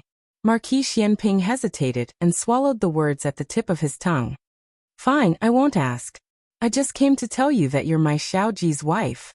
No one can bully you. With that, he planned to push the wheelchair out. However, his wheelchair driving skills were not very good, and he couldn't turn it around after pushing for a long time. He simply stood up and used his hands to grab the wheelchair and turn it around. Just as he put the wheelchair on the ground, he heard Princess Xinyang mutter, I'm still a princess. Marquis Xianping frowned. Marquis Xianping didn't stay here for long. afraid that it would cause her discomfort. However, Marquis Xianping didn't expect that as soon as he left, old Princess Consort Liang would come knocking. This time, she came to visit in person. Old Princess Consort Liang was old, and her body wasn't as strong as before. It was inconvenient for her to move around. Although she could still move around, she mostly sat in a wheelchair. The doors and windows in the room were tightly shut, and the light was dim. Only Princess Xinyang and old Princess Consort Liang were in the room. Princess Xinyang sat on the bed with a pale face and a quilt covering her legs. Old Princess Consort Liang sat in the wheelchair in front of the bed. Her two old and skinny hands held Princess Xinyang's hands tightly as she called out in a choked voice. Nan Nan. Nan Nan was Princess Xinyang's pet name. Princess Xinyang listened with a pained expression. She didn't dare to go in, but she also didn't dare to openly eavesdrop. She could only sneak closer to the door and try to prick up her ears. She knew she shouldn't do this, but if she didn't do this, how could she understand the princess's illness? She heard Princess Xinyang say softly, "Don't call me that. It's disgusting." Disgusting? This reaction. Yujin heard old Princess Consort Liang say guiltily, "Nan Nan, are you still angry at granduncle and grandaunt? Do you blame granduncle and grandaunt for not taking good care of you? Back then, you broke your leg in the manor, and were trapped in the well for a night before being found. It was granduncle and grandaunt's negligence. Granduncle and grandaunt should have put in more effort. Also your marriage with Marquis Xianping. He's an unreliable person. If I had known, granduncle and grandaunt would have stopped this marriage no matter what. Enough. Don't be angry. If granduncle and grandaunt did anything wrong, just say it. You can get angry at granduncle and grandaunt will accept it. Granduncle and grandaunt suddenly went to the fief because we had no choice. Originally, we wanted to take you with us, but you're a princess in the end. You can't stay with us forever. Don't think that granduncle and grandaunt abandoned you." Princess Xinyang was about to collapse. Some truths could never be spoken. But it wasn't that the other party didn't know. It was because she didn't dare to speak the truth. Old Princess Consort Liang used a handkerchief to wipe her tears. She cried sincerely and guiltily. "You can blame granduncle and grandaunt however you want, but your granduncle is old and about to die. Before he leaves, he wants to see you. Your granduncle loves you the most. Since he used to love you so much, you should go and see him for the last time." Princess Xinyang clutched her chest and retched. Retch. Her eyes were red as she glared fiercely at her. How could this person have the face? How could she have the face to say such things? Princess Xinyang was so angry that her entire body trembled. Old Princess Consort Liang did not give up. She pleaded with a sorrowful expression. But her eyes were filled with a woman's jealousy and disdain. Princess Xinyang could not hold on any longer. Her body trembled violently, and large drops of tears fell down. She wanted to escape, but she had nowhere to go as if she was trapped by a demon. The world spun, and the sounds in her ears became slow and indistinct, until she heard old Princess Consort Liang scream. "Ah!" A tall and muscular figure strode in. His large, calloused hand grabbed old Princess Consort Liang's collar, and dragged her out of the wheelchair. Like dragging a sack, he ignored old Princess Consort Liang's screams and dragged her all the way through the courtyard. Then he threw her out of the door without a trace of politeness. Old Princess Consort Liang was old. With this dragon fall, she almost lost half her life. Princess Consort Gue Momo and the others scrambled over. Old Princess Consort Liang leaned weakly in Gue Momo's arms. She panted as she looked at the tyrannical man. "Xian. Xian. Marquis Ping." Marquis Xianping looked down at her. "This marquis respects the old and loves the young, but I do not respect old beasts." Everyone turned pale with fright. Was Marquis Xianping crazy? He actually dared to speak like this. Gue Momo looked at him angrily. "Marquis Xianping, how dare you humiliate old Princess Consort Liang like this? Aren't you afraid of being beheaded?" Marquis Xianping chuckled and kicked over, causing old Liang Wangfei and Nanny Gue to be turned upside down. Old Princess Consort Liang spat out a mouthful of blood on the spot. Everyone was scared silly. They thought of the rumors in the capital. Marquis Xianping had always been the topic of conversation for the people in the capital. However, when they talked about him, they mostly talked about how dissolute he was and how shameless he was. As for his temper, no one criticized him. He rarely got angry with people. At most, he was shameless. He always laughed and pranked people. However, right now his entire person was covered in a layer of frost. He was like a long sword shining with cold light. The latest chapter of this book is not finished yet. For more exciting content, please scan the QR code below to download the app. The novel will be updated even faster. Millions of novels will be read for free. Novels with connotations that can't be found online are all available here. https://www.zhbqg.com/89642_8964286/1082765753. HTML Genius memorized this website's address in a second. www.zhbqg.com Bikugo mobile reading website. zhbqg.com.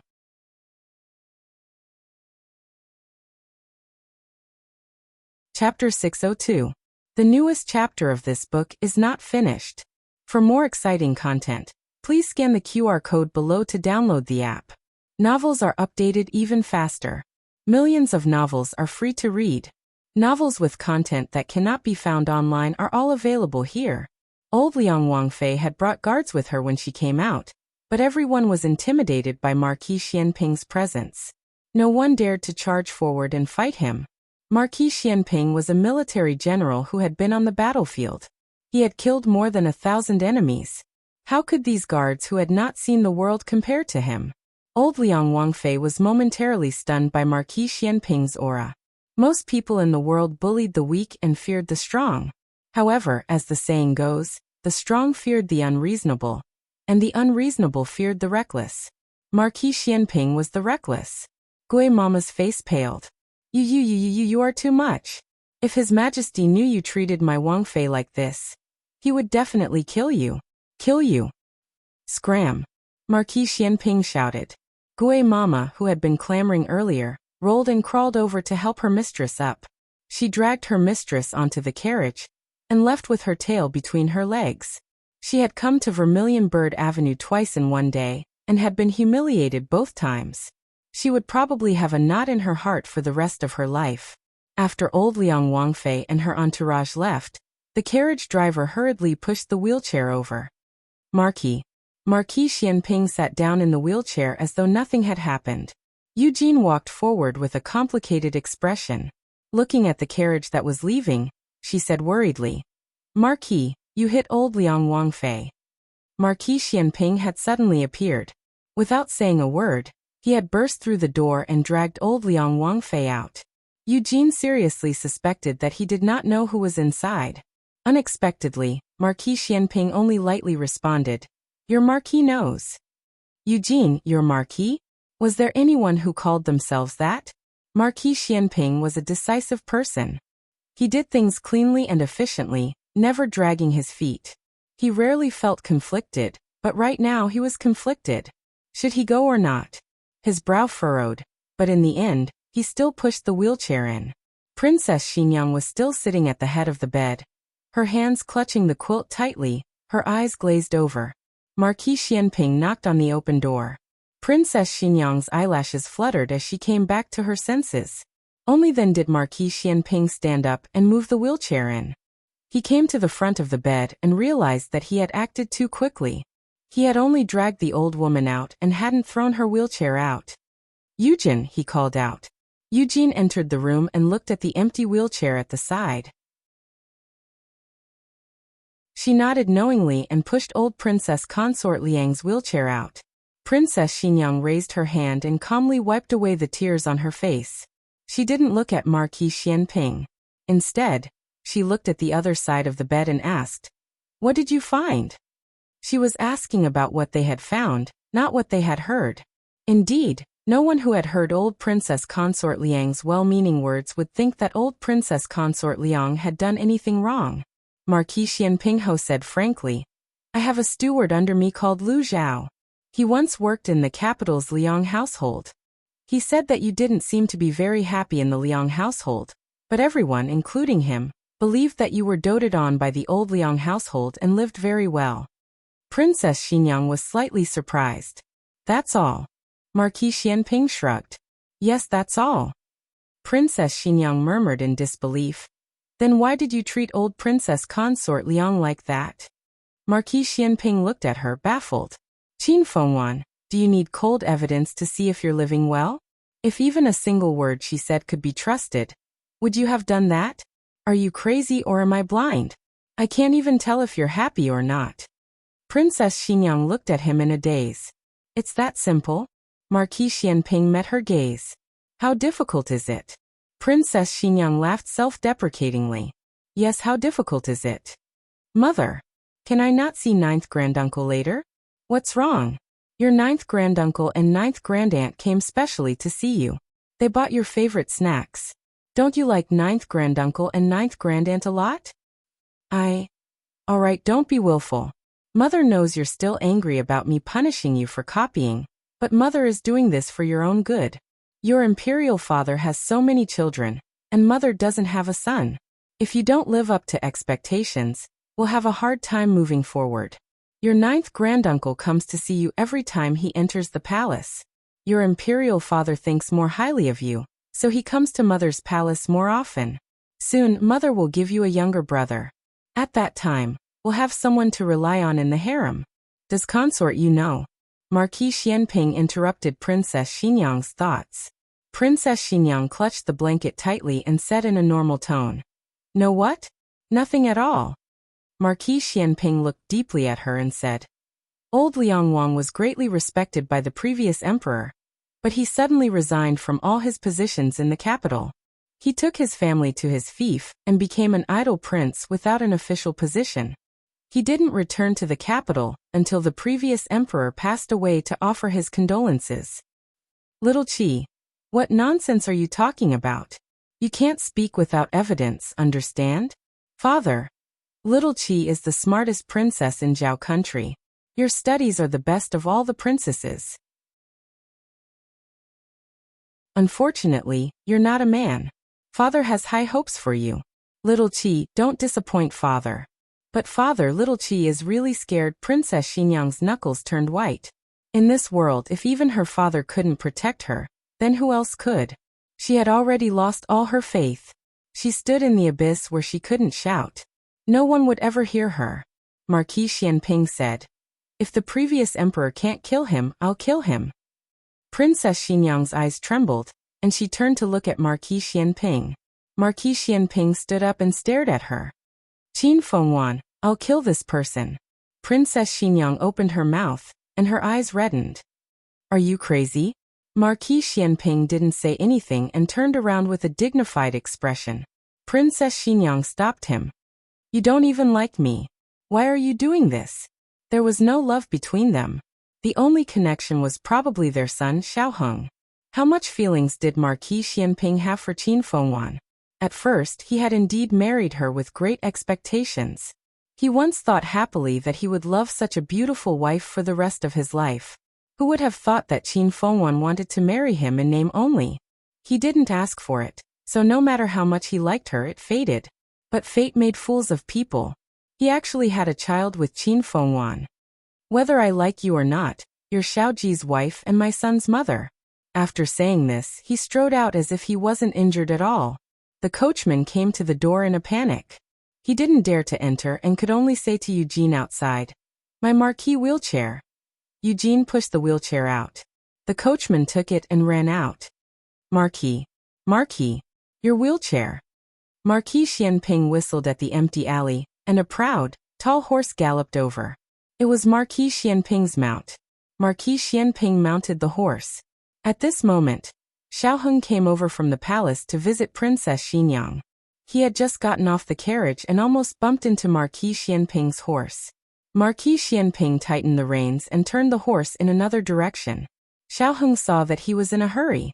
Although he didn't pay much attention to him, he still said, You haven't recovered from your injuries. You can't ride a horse. He had to listen to his son, but not now. Old Liang Wangfei said that the old thing didn't have long to live. He was afraid that if he didn't hurry, the old thing would die peacefully on the bed. He didn't deserve to die so happily. Marquis Xianping rode on horseback and said to his son, "You're a man now. Take good care of your mother. Don't let those dubious people bully your mother." Xiao Heng was taken aback. Of course he would take good care of his mother. He didn't need to be told. But why did he say this? Didn't he always treat him like a 3-year-old child? Your mother's mood isn't good. Be good. Don't make her angry in the next few days. This was what he would say. Marquis Xianping didn't care about the storm in his son's heart. Perhaps he himself didn't realize the change in his attitude towards his son. He treated him as a child, but in the face of important matters, his son had long since become indomitable. Marquis Xianping's horse left a trail of dust as he galloped toward the east of the city. The fief of the Liang household was 100 li east of the city.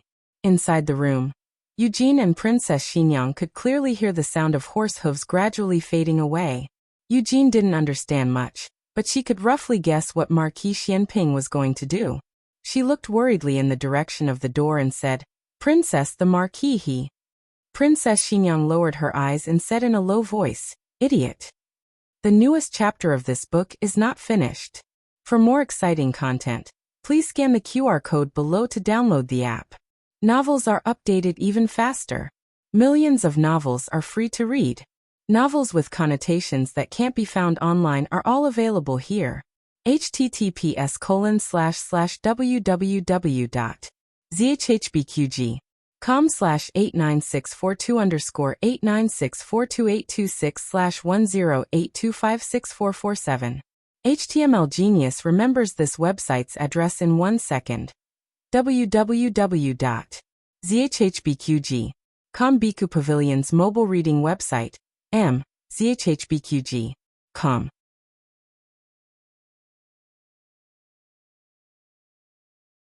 Chapter 603. The newest chapter of this book is not finished yet. For more exciting content, please scan the QR code below to download the app. Novels are updated even faster. Millions of novels are free to read. Novels with connotations that cannot be found online are all available here. Xiao Heng did not know about Princess Xinyang, but there seemed to be an indescribable tacit understanding between father and son. Old Liang Wangfei had come and was driven out by Marquis Xianping. This information was enough. Marquis Xianping looked unruly, but he would never mess around in Princess Xinyang's territory, especially when she had such a noble status. In the past, it had always been Princess Xinyang protecting him. Now that he had grown up, it was his turn to protect Princess Xinyang. Father and son had the same thinking on this issue. No one could bully Princess Xinyang, not even Emperor Xian's granduncle and grandaunt.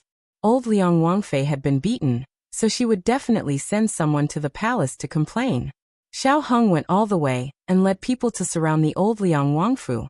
The reason was that someone intended to harm the imperial family, and the Ministry of Justice had been ordered to protect King Liang's family. Moreover, for their safety, it was best that no one left the Fu before the assassin was caught. "You are putting them under house arrest." At the entrance of the Liang Wangfu, Nurse Gui angrily said to the Ministry of Justice. Assistant Minister Li clasped his hands and politely said, "Nurse, you are too serious. King Liang is His Majesty's granduncle. How could we dare put his family under house arrest?" The Ministry of Justice received a report saying that old Liang Wangfei was attacked and injured on the way. "We are also thinking for the safety of old Liang Wangfei, Prince Consort, and the others." Nanny Gui angrily said, "What assassin? It was Marquis Xianping who did it. Why aren't you going to catch that thief?" Assistant Minister Li said strangely, "Marquis Xianping is a hero who helps when he sees injustice. He was the one who chased away the assassin. Nurse, are your eyes playing tricks on you?" "You." Nurse Gui was so angry that she was dumbfounded. The murderer was clearly Marquis Xianping. How did he become a hero? How could he reverse right and wrong like this? Old Liang Wangfei naturally would not let it go. After all, she had grown up in the capital. Even if she lost her official position, her foundation was still there. She would find a way to spread the news. Unfortunately, Xiao Heng had already gone to the Palace of Earthly Tranquility. Empress Xiao would not give those people a chance to send the news to the imperial palace. Your Majesty, Empress Xiao made a trip to Pure Flower's palace. I heard that old Liang Wangfei was attacked by an assassin on the streets. It was Chenqia's older brother who saved her. She suffered some light injuries, but it shouldn't be a problem. Chenqia's older brother has already gone to catch the assassin. The emperor frowned and said, why would there be an assassin trying to assassinate old Princess Liang? Empress Xiao said calmly, who knows? The assassination happened outside Princess Xinyang's residence. Perhaps the assassin wanted to target Princess Xinyang. Does your Majesty still remember the people of Yan Kingdom? Could it be that the remnants of their party have not been eliminated yet, so they came to seek revenge on Big Brother?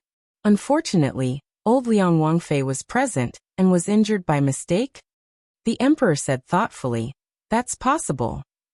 Empress Zhao's eyes flashed as she said with a smile, it's better to be safe than sorry. The Board of Punishments has already protected the Liang Palace. Ahing will pay close attention to the Liang Palace's movements. Your Majesty, there is no need to worry. The emperor nodded. With Ahing taking care of things, we are at ease. Empress Xiao pursed her lips and held back her laughter, saying, this concubine sent an imperial physician and eunuch Su to the Liang Palace to take care of old Liang Wangfei. The emperor praised. Sure enough, you are meticulous. Empress Zhao's smile was brilliant. Was it not meticulous? Not only did they put you under house arrest, they also kept an eye on you. In truth, Empress Xiao was not clear on what had happened, but the trust between family members did not require any conditions. She would not allow anyone to have the opportunity to smear her brother's name in front of His Majesty. Wait a moment. It seemed that her brother had indeed taken action. Forget it, her brother could bully others, but others could not bully her brother. There were many patients today, so Gu Jiao remained in the medical clinic for the entire day. Only when it was close to evening did she finally have a bit of free time. She returned to her small courtyard and first examined Mo Qianshue's injuries. She then examined Hua Xiyao's. Mo Qianxue had been injured earlier than Hua Xiyao, but her injuries were also severe. Even now, she had not fully recovered. On the other hand, Hua Xiyao's stitches had already been removed. The reason that she was still here was because she did not want to go to the Board of Punishment's prison. Why are you at a loss today? Is there something on your mind? Mo Qianxue sat on the bed and asked Gu Jiao. She was still in the same room as Hua Xiyao, and Hua Xiao was sleeping on a small bed. Gu Jiao asked, am I? Mo Qianxue looked at her and said, you are. Since you came in, you have furrowed your brow 3 times. Gu Jiao herself did not notice. Hua Xiao laughed. Dr. Gu just saved the 7th prince and made a great contribution. What is there to be depressed about? It shouldn't be that you had a fight with husband, right? Gu Jiao looked at her in confusion. How did you know? Hua Xiao thought to herself, I was just randomly guessing. Who would have thought that I would be able to guess this? Mo Qianxue suddenly sat up straight, lightly coughed and asked, aren't you two very close? What happened? Did you have a fight? After living here for so long, of course, she was completely aware of the relationship between Gu Jiao and Xiao Lulang. She really did not expect that the guy who said that he would never marry in his life in the Yan Kingdom would pretend to be Xiao Lulang and marry a little girl from the Zhao Kingdom. She did not know what he was thinking. Didn't he say that he would not live long and could not harm the girl? Was he coveting Gu Jiao's medical skills, so he would rather sacrifice his body? No wonder she saw that his body was so much stronger than when he was in the Yan Kingdom. Mo Qianshue's train of thought was running wild. Gu Jiao shook her head. We didn't have a fight. He just ignored me. Puff. Hua Xiao laughed even more miserably. If you quarrel, at least he is willing to talk to you. If he ignores you, it shows how dangerous your relationship is. Is it? Gu Jiao did not understand this. Mo Qianxue hurriedly said. If he ignores you, then he ignores you. You also ignore him. But I want to talk to him, Gu Jiao said seriously. Mo Qianshue's face instantly darkened. Hua Xiao laughed so hard that she trembled. If Mo Qianxue was unhappy, she was happy. If Mo Qianxue was not happy that the two of them were stuck together, she would help them get back together. Hua Xiao sat on her small bamboo bed, waved the round fan in her hand, and smiled charmingly. Why don't you tell me what happened between you two? Gu Jiao was tidying up the small medicine box. Hearing this, she paused and told her that she went to see Lu Yixing off, except that she did not mention Lu Yixing's name. Hua Xiao said, So you mean that your husband has never heard you play the zither, but you played it for another man? Humph. Mo Qianxue threw the pillow heavily on the bed in a fit of anger.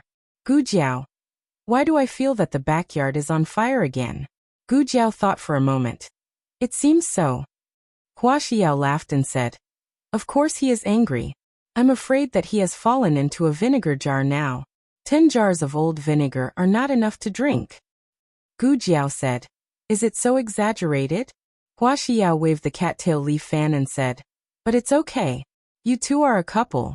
When he comes back at night, you just have to coax him. How to coax him? Gu Jiao asked. Do I need to teach you this? You two are a couple. Hua Xiao glanced at Gu Jiao. Seeing that she was still confused, Hua Xiao covered her eyes with the cattail leaf fan and whispered. He usually likes. Hua Xiao, shut up. Mo Qianxue threw a pillow at her. Hua Xiao dodged sideways. Anyway, she had finished talking. But Dr. Gu's reaction was not right. Hua Xiao frowned and said, You don't even know what kind of he likes best? Have you two consummated your marriage? Gu Jiao rolled her eyes. Hua Xiao's eyes widened. You really haven't consummated your marriage? I heard that he used to be a cripple. Is it because his leg is also broken? He can't do it. Gu Jiao said seriously. He can do it. Hua Xiao's eyes were sharp. You didn't answer the first question. You two really haven't consummated your marriage.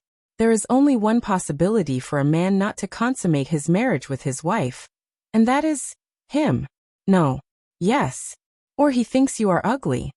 You are ugly.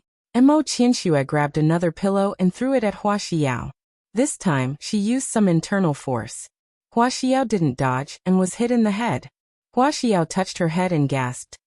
Mo Qianxue, are you crazy? Mo Qianxue showed her silver needles and said coldly, Hua Xiao, if you talk nonsense again, I will cut your tongue. Hua Xiao couldn't beat Mo Qianxue, so she could only roll her eyes back. However, just as Gu Jiao packed up her things and walked past her, she tugged at Gu Jiao's sleeve and used the fan to cover her face. She whispered to Gu Jiao, I'll teach you a way. I guarantee that you'll coax him well. After dealing with old Princess Liang's affairs, Xiao Heng went to the Hanlin Academy. Recently, he had spent too much time in the Ministry of Justice and neglected the official business of the Hanlin Academy. He buried himself in work and didn't come out until the next day. He was a little depressed today and wanted to go out for a walk. As soon as he reached the door, he heard a familiar voice calling him. Lu Lang. He turned around in surprise and saw Feng Lin jumping down from a carriage in high spirits. Feng Lin returned to Yuzhou with Lin Qingye before the new year. He was supposed to return to the Hanlin Academy at the beginning of the year, but it was said that there was an emergency at home, so he asked for an extra month's leave. Xiao Heng walked towards him, and Feng Lin also ran towards Xiao Heng. The two stopped on the bluestone path in front of the Hanlin Academy. Feng Lin patted Xiao Heng on the shoulder. Long time no see, you have grown taller. Have I? Xiao Heng said. You seem to be stronger too. Of course. Feng Lin was in high spirits. Xiao Heng planned to walk alone, but since a friend came, it would be good to go out with him. You came at the right time. Before he finished speaking, Feng Lin turned back and said to the carriage, Wife, get off and meet Lu Lang. He is the new top scorer I told you about. Xiao Heng's expression froze. Wife. Feng Lin is married. I asked for leave because of the marriage. I only found out why my parents wanted me to go back for the new year. When I went back, they arranged a marriage for me. Feng Lin explained embarrassedly. A young woman came down from the carriage. Judging from her clothes, she seemed to be from a rich family, and her manners were decent. She is the daughter of one of our officials, Feng Lin whispered. Her surname is Hu. Feng Lin's family was poor, but he was a two-time Jinsher and successfully stayed in the Hanlin Academy. The local officials saw his potential and did not hesitate to marry their daughter to him. Madame Hu and Xiaoheng greeted. Greetings, Lord Xiao. She was a woman with pure eyes. Xiaoheng cupped his hands and returned the greeting. Feng Lin saw that Madame Hu was tired and hurriedly said to Xiaoheng, "We have been on the road for several days, and my wife is tired. I will take her back to the house to rest first. We will catch up later." Xiaoheng did not expect that Feng Lin would go alone and come back with Madame Hu.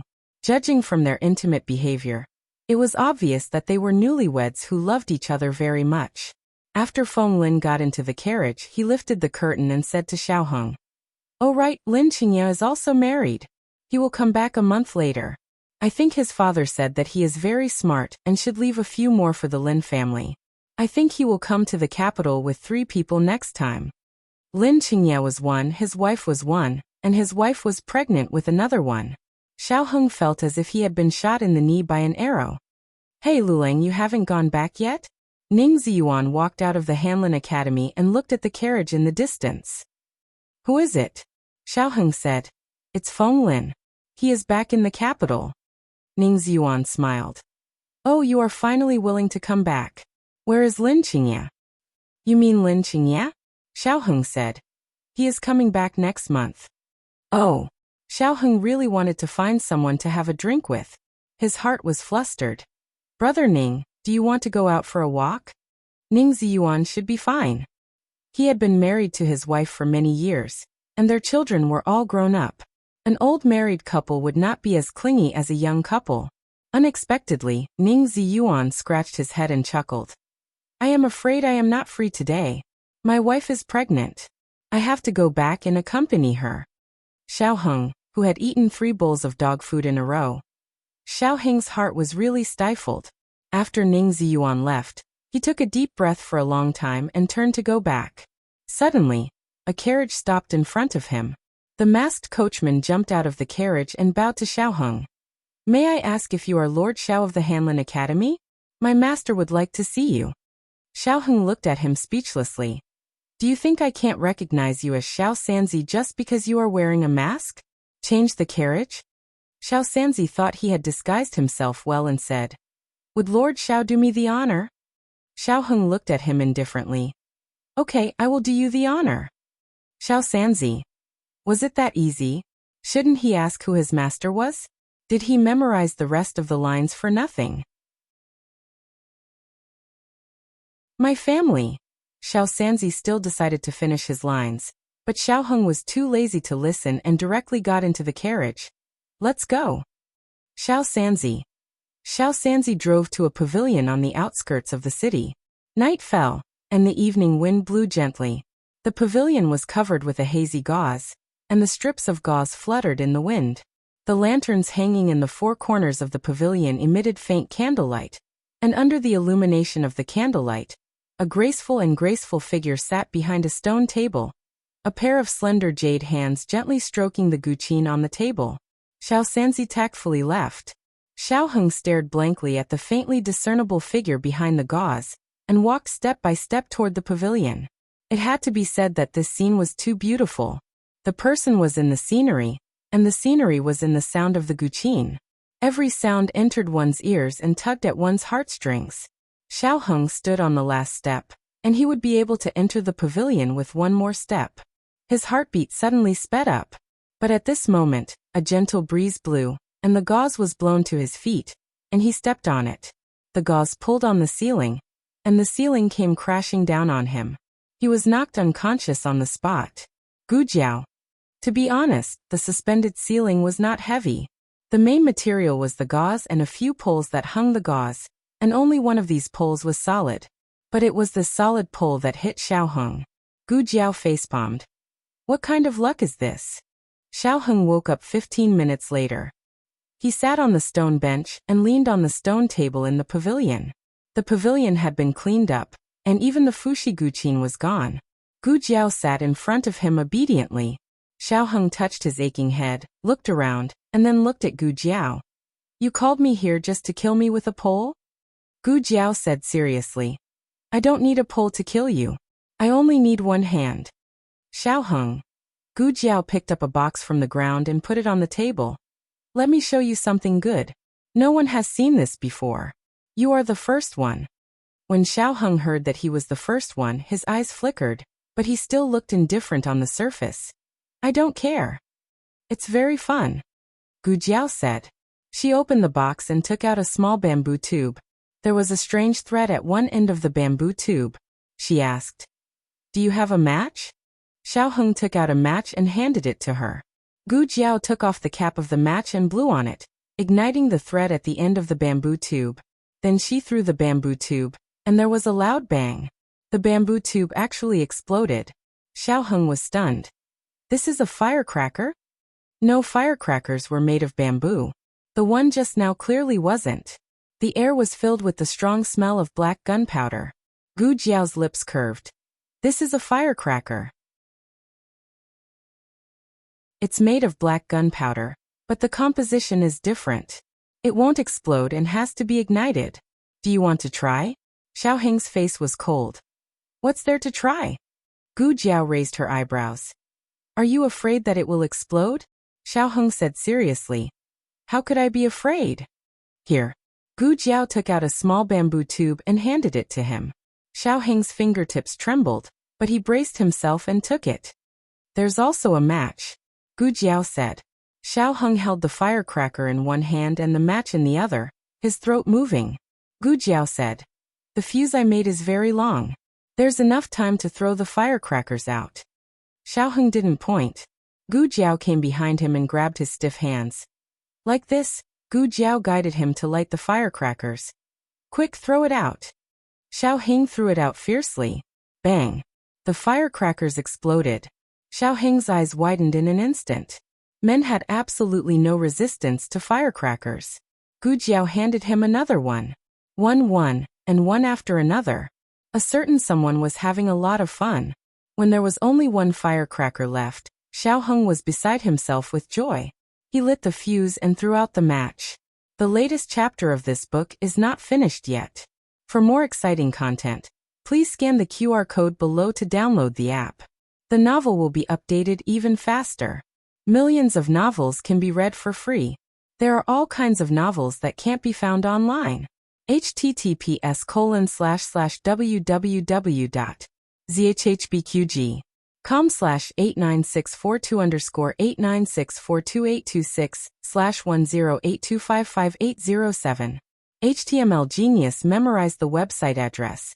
www.zhhbqg.com Bikugo mobile reading website. zhhbqg.com.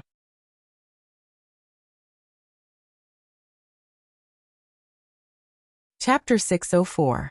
The latest chapter of this book is not finished yet. For more wonderful content, please scan the QR code below to download the app. The novel is more complete and updated faster. Millions of novels are free to read. There are novels with connotations that can't be found on the internet here. Men really don't care about age when they are childish. He deliberately threw out the fuse at the last second before it burned out. Gu Jiao really didn't have time to stop him. With the last song of the firecrackers tonight, Xiao Heng was blown up into a little black chicken. Xiao Heng had an afro and black smoke coming out of his mouth, as if he had been struck by lightning. Gu Jiao covered her eyes. In the small courtyard of the medical center, Hua Xiao walked back and forth in the room, which made Mo Qianxue dizzy. Hua Xiao, what are you doing? Mo Qianxue said impatiently. Hua Xiao waved her fan, looked at the courtyard outside the door, and said, I'm waiting for Dr. Gu's news. I've given her so many advice, I don't know how they are now. Mo Qianxue said angrily. You're really nosy. Hua Xiao smiled. How is this meddling in other people's business? Young Master is dead, Immortal Music House has been closed down, and I'm alone. The government is waiting for me to go to jail. Dr. Gu is my only thigh, so I have to hold on tight. Mo Qianxue said sarcastically. Oh, I wonder who was the one who swore to be loyal to young master and scolded me for having no conscience and biting the hand that feeds me. Hua Xiao was not angry and said with a smile, I'm not like you. I've never betrayed young master from beginning to end. It's just that he's gone, so I can't be buried with him. People still have to look forward. Mo Qianxue snorted coldly. You talk better than you sing. Hua Xiao rolled her eyes. I don't want to quarrel with you. I'm going to wait for Dr. Gu. However, Dr. Gu has prepared so many surprises for Lord Xiao. I think he must have been so happy with Lord Xiao that he forgot about home. Mo Qianxue wished she could find something to sew up Hua Xiao's mouth. Hey, I'm back. Hua Xiao saw a familiar figure flashing by the back door of the lobby from a distance. She lifted her skirt and trotted all the way with a round fan. Mo Qianxue couldn't help but stretch her neck to look outside. Hua Xiao entered the lobby, grabbed a medicine boy and asked, Where is Dr. Gu? I saw her just now. The medicine boy blushed when Hua Xiao grabbed his arm. Dr. Gu is in the consulting room in the east. Hua Xiao ignored him and walked into the consulting room where Gu Jiao was. Gu. She pushed open the door and choked on her words. This. Who is this little coal in a wheelchair?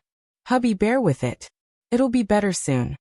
Gu Jiao squatted down and finished bandaging Xiaoheng's injuries.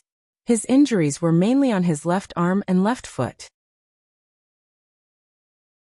His left arm had been injured by the firecrackers, and Gu Jiao had wrapped his arm like a mummy from his hand to his shoulder. As for his left leg, it was injured when he was hit by a wooden pole. Gu Jiao helped him up and put him on the stone bench.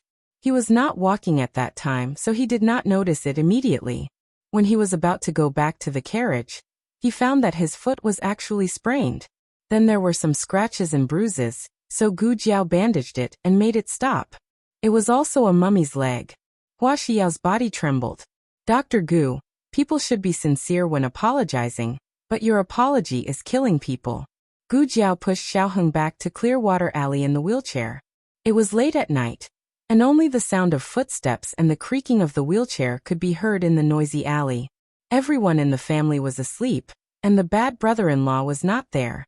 Little Jing Kong decisively climbed into Huang Fuxian's bed with a small pillow. Because of Huang Fuxian, the threshold of their house had been changed, so the wheelchair was very easy to push. Gu Jiao pushed him to the door of the west room. Thinking of what happened tonight, she felt sorry. She promised to coax him, but how did it turn out like this? She thought for a while, bent down, and whispered in his ear. Actually, I have prepared a surprise. Before she finished the word surprise, Xiaoheng pushed the wheelchair into the room with his right hand. He turned the wheelchair, closed the door, and bolted it in one breath. Then he turned around again, leaned on the wheelchair, and covered his chest with his hand. He breathed a sigh of relief. Phew!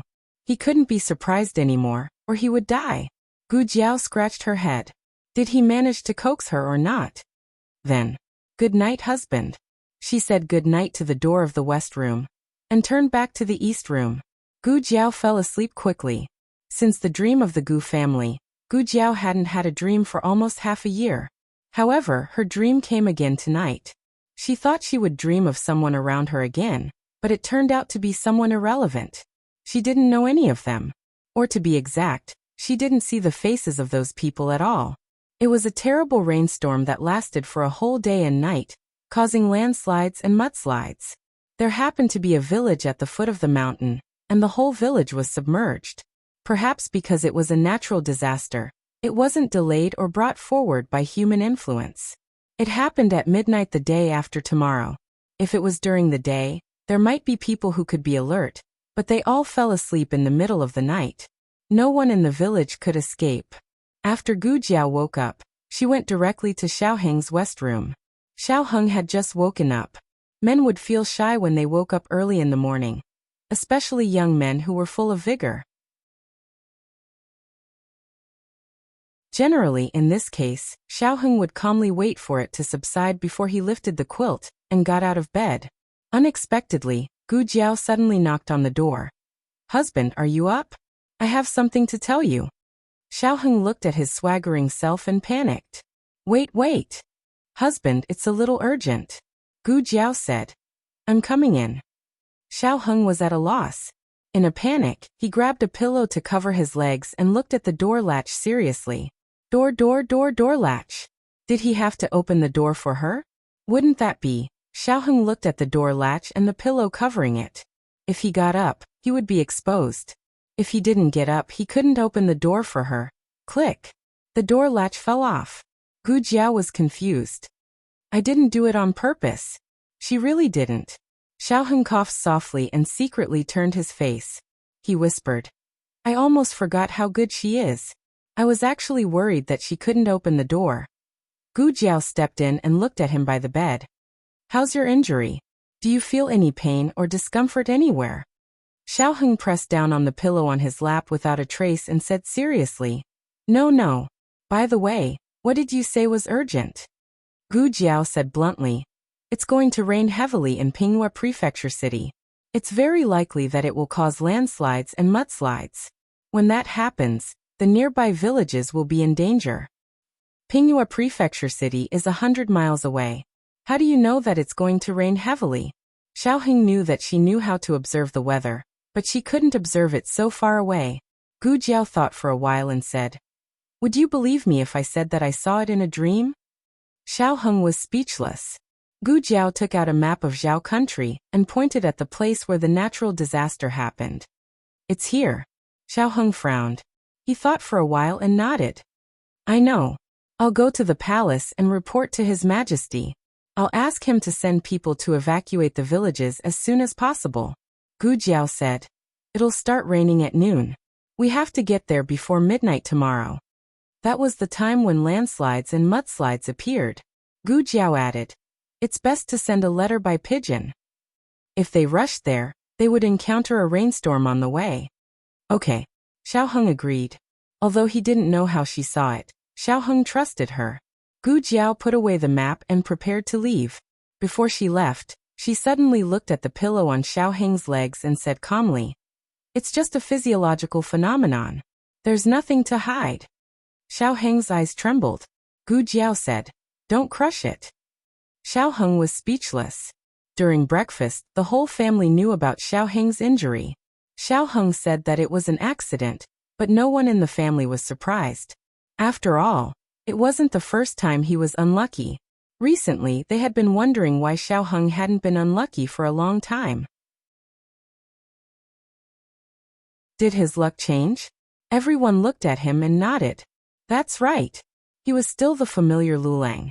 After breakfast, Xiaoheng sat in Lu Quan's carriage and entered the palace.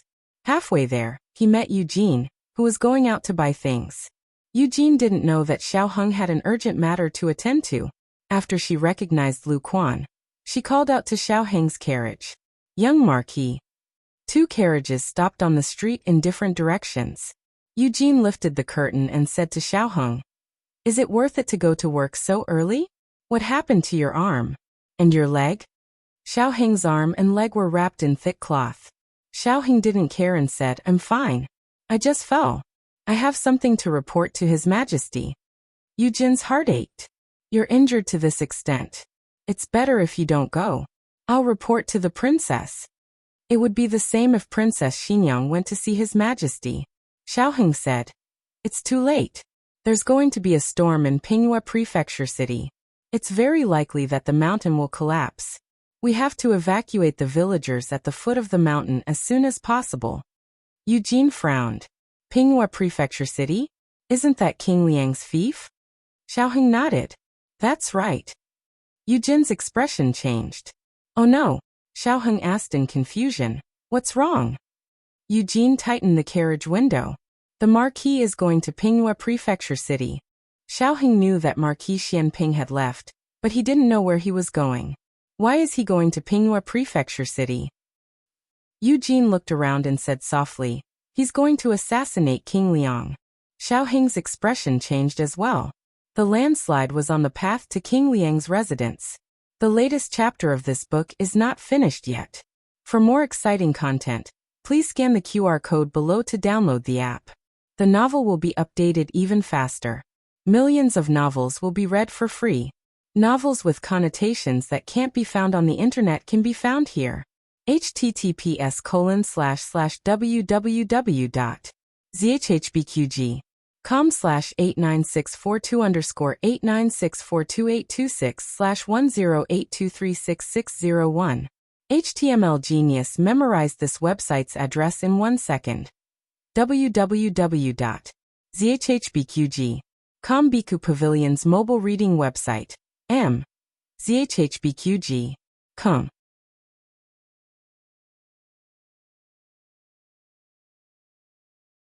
Chapter 605. The newest chapter of this book is not finished yet. For more exciting content, please scan the QR code below to download the app. Novels are updated at a faster rate. Millions of novels are free to read. Novels with content that can't be found online are all available here. Princess. Bad news. Vermilion Bird Avenue. Yujin got off the carriage, lifted her skirt, and ran straight for Princess Xinyang's room. Princess Xinyang was sitting by the window, practicing her calligraphy. She had gotten over her emotions much faster this time. After just a day, she was already able to calmly do her own things. As she practiced, she asked softly, "It's so early in the morning. Why are you so flustered? This isn't like you." Eugene was suddenly hesitant. Should she tell the princess about this? She followed the princess, and the princess was her master. Marquis Xianping was just a stranger working with the princess. But no matter what, the Marquis had gone to assassinate King Liang for the princess' sake. If something happened to the Marquis, the princess would feel a bit guilty, right? Princess Xinyang asked, "What happened? Did someone from your family come looking for you again?"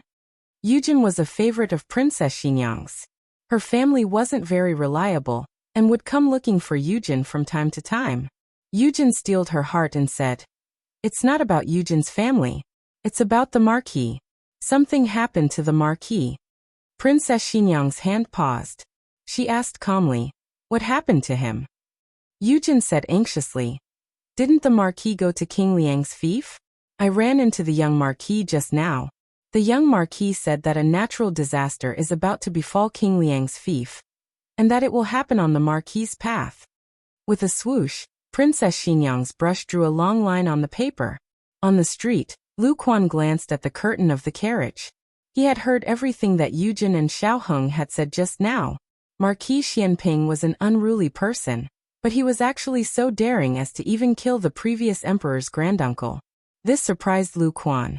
To be honest, he was curious about the reason behind this, but now wasn't the time to satisfy his curiosity. "Lulang, what do we do now?" Even though he already knew his identity as the young Marquis, he was still used to calling him Lulang. What to do?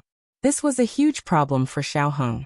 The journey to King Liang's fief was 50 kilometers long, and Marquis Xianping had already set out last night. Judging by his speed, if he wasn't stopped as soon as possible, he would run into a landslide or a mudslide. Every minute of delay was dangerous.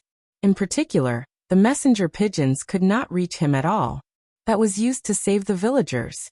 There were pigeons flying back and forth between the various relay stations. Although there was a certain error rate, such as the carrier pigeons being killed or eaten by birds of prey on the way, this seemed to be the fastest and most convenient method at the moment. It was also inconvenient for pigeons to fly in a rainstorm. Thus, they had to arrive at the relay station before the rainstorm. They also had to leave enough time to inform the magistrate, as well as let the magistrate lead the troops to the villagers. On one side was Marquis Xianping, and on the other side were the villagers. Lu Quan could not enter the palace. If Lu Quan turned back to look for Gu Jiao, and then had Gu Jiao enter the palace to inform the emperor, they would be delayed for at least an hour. Moreover, he wasn't sure if Gu Jiao was at home. Perhaps she had gone to the clinic, or perhaps she had gone to a house call. Entering the palace was the fastest way to save the villagers, but this would delay his search for Marquis Xianping. He had to make a choice between his own father and the hundreds of villagers he had no blood relatives with. "Lulang!" Lu Quan called out. Xiaoheng clenched his fists so tightly that they were trembling slightly. Enter the palace.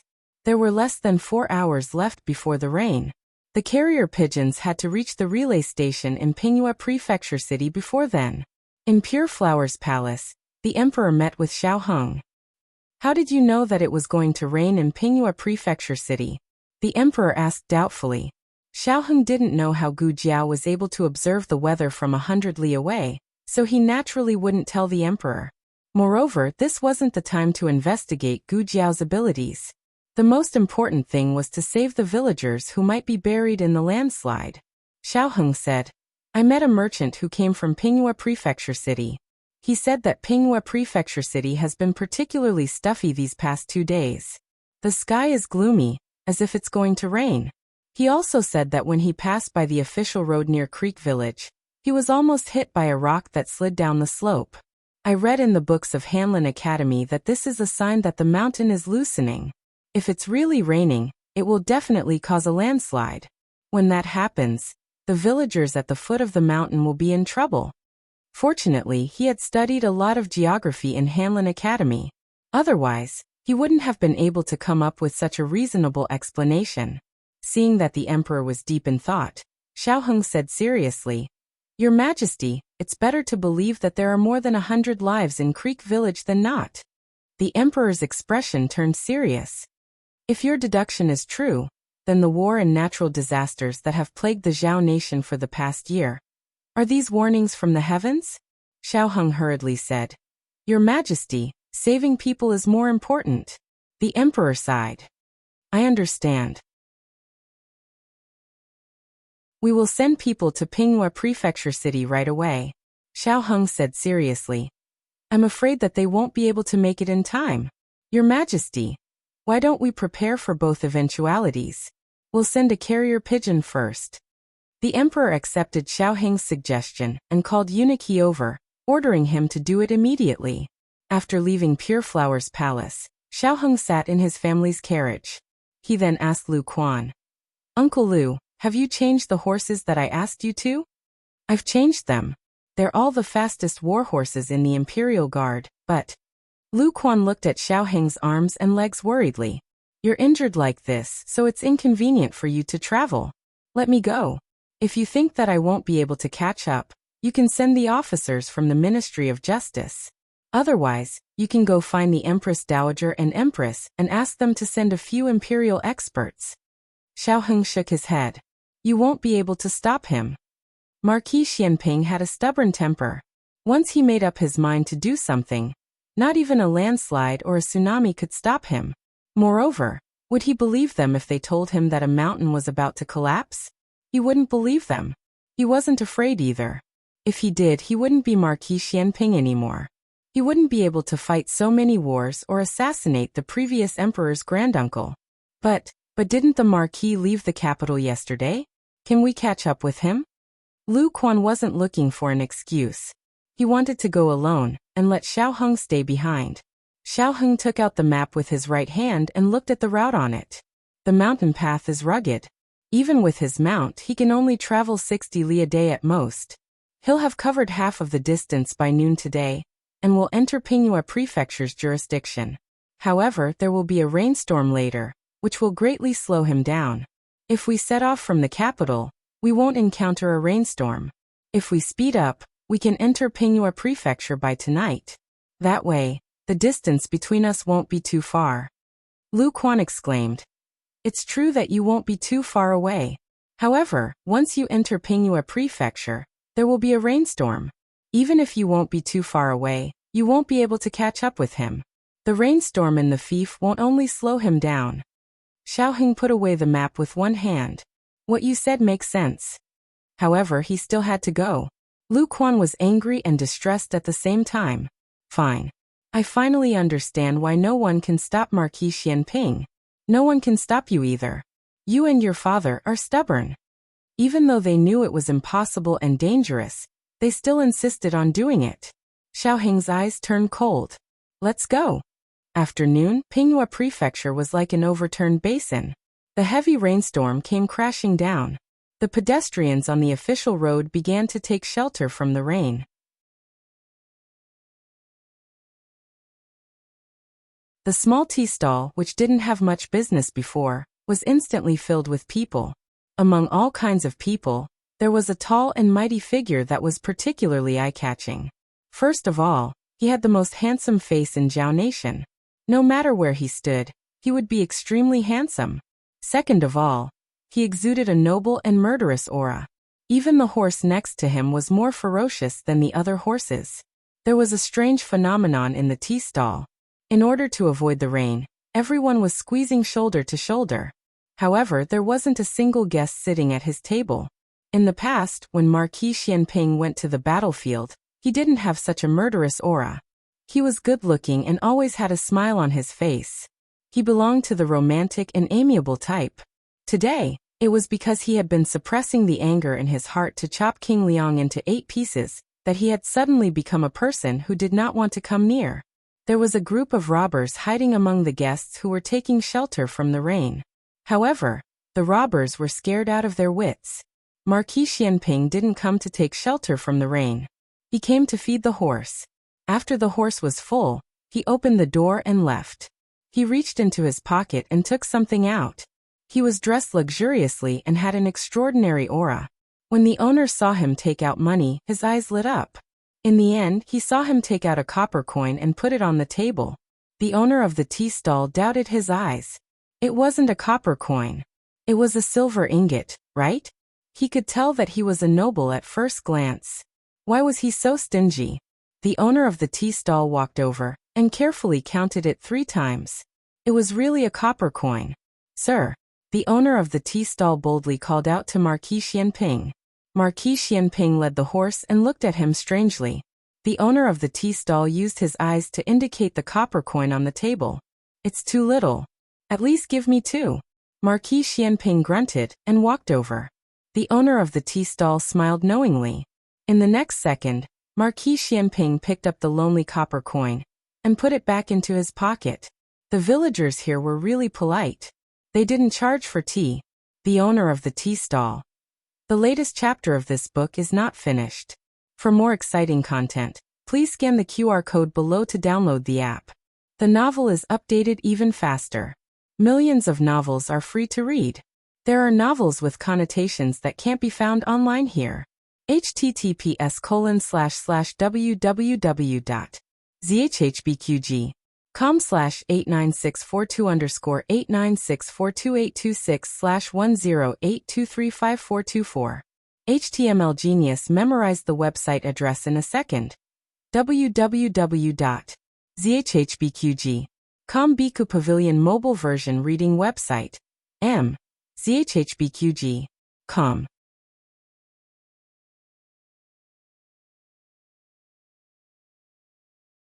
Chapter 606. The latest chapter of this book is not finished yet.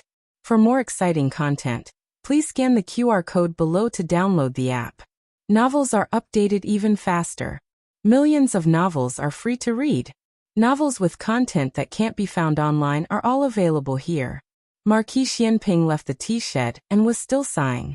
The villagers here were so enthusiastic that they didn't even charge for tea. The owner of the tea shed had been here for 7 or 8 years, but this was the first time he had seen such stingy customers. It was simply too much. The torrential rain showed no signs of abating. Traveling in this kind of rain was very dangerous and inconvenient. Of course, that was for other people. Marquis Xianping was a general. He had experienced much worse weather on the battlefield, so he wouldn't be easily stopped in the middle of the road. Marquis Xianping was wearing a thick straw raincoat and a bamboo hat as he rode on his tall horse. He patted the horse's head and looked at the torrential rain. That old thing is about to die. We can't let him die of old age, understand? The horse seemed to feel its master's determination and killing intent. It neighed, raised its front hooves, and charged into the torrential rain without a care for its own safety. On the other side, Xiaoheng finally arrived at the tea shed that Marquis Xianping had once led after a long day of traveling. The tea shed was supposed to close at night, but the rain was too heavy. The customers couldn't leave, and the owner of the tea shed couldn't go home. The tea shed was packed. The price of tea and food had skyrocketed. The price of 2 copper coins for a steamed bun had risen to 10 copper coins. The carriage rushed through the rain. Lu Quan was wearing a straw raincoat. He couldn't open his eyes as he said, "Lulang, there's a tea shed over there. Do you want to rest for a while?" Xiaoheng's eyes focused. "Uncle Lu, I'll have to trouble you to keep going." Lu Quan tightened his grip on the reins. "I'm fine. I'm just worried about you. We've been traveling for an entire day. How are your injuries?" Xiaoheng said, "I'm fine. Let's keep going." "Okay. Wait. Xiaoheng suddenly said, "Stop." Lu Quan stopped the carriage. "What's wrong?" Xiaoheng looked at the map in his hand, and then looked at the fork in the road ahead. "There are 2 roads ahead. I wonder which one he took." Both roads could lead to the official road near Shishui village, but the road conditions were different, so the time spent on the road would also be different. Xiaoheng was familiar with the geography of the Zhao kingdom. Marquis Xianping had never been to King Liang's fief, so he might not know which path was the shortest. "Go to the tea shed and ask," Xiaoheng said. "All right." Lu Quan drove the carriage to the tea shed. The owner of the tea stall was boiling water when he saw a carriage stop by his side. Without thinking, he said, "It's full. There's no more space. You'd better go forward. There's a courier station 10 miles east." Xiaoheng lifted the curtain and looked in the direction of the tea house owner through the thick rain. "Excuse me, I want to ask you about someone. Did a tall, handsome man in his early 30s come here today?" Marquis Xianping wasn't in his early 30s, but he looked too young. Even if he was in his early 30s, he still had a mature temperament. The tea house owner added a handful of firewood to the stove and replied casually, "Several came." "Which one are you talking about?" Xiaoheng wanted to say the best-looking one, but as a man he couldn't bring himself to say that. Being handsome was already the limit of what he could say. Xiaoheng thought for a moment, then asked, "The stingy one?" "Ah, you're talking about him." The tea house owner was instantly energized. His complaints flowed like the waters of the Yellow River. "I've *King run a tea stall my whole life, but I've never seen someone so stingy. A copper coin. Can you believe a copper coin? That beggar even gave us 2 coins. Xiaoheng endured the fire of complaints that he shouldn't have endured at his age. "Then where did he go?" Xiaoheng asked. "Over there." The tea house owner angrily pointed. "Thank you."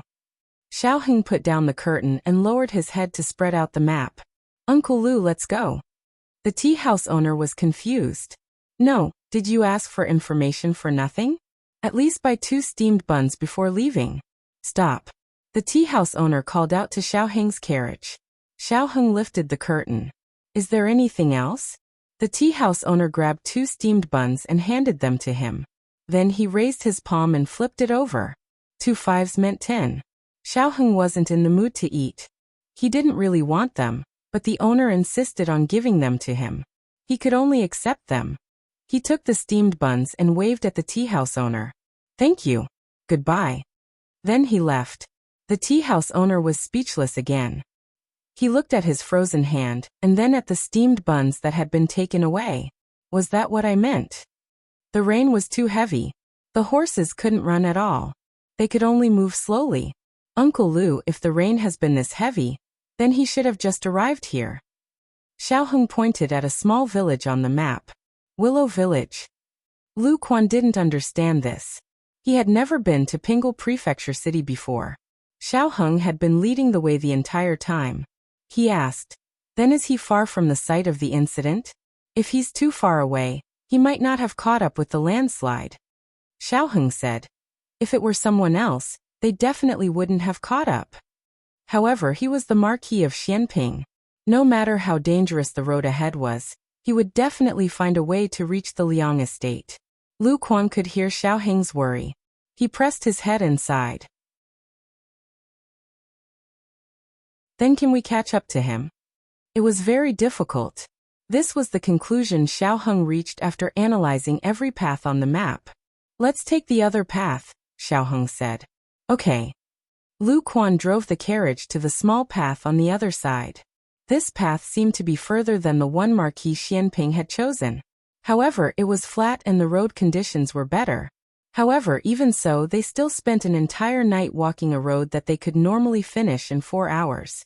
Fortunately, Xiaoheng had Lu Quan change into the strongest warhorse in the Imperial Guard.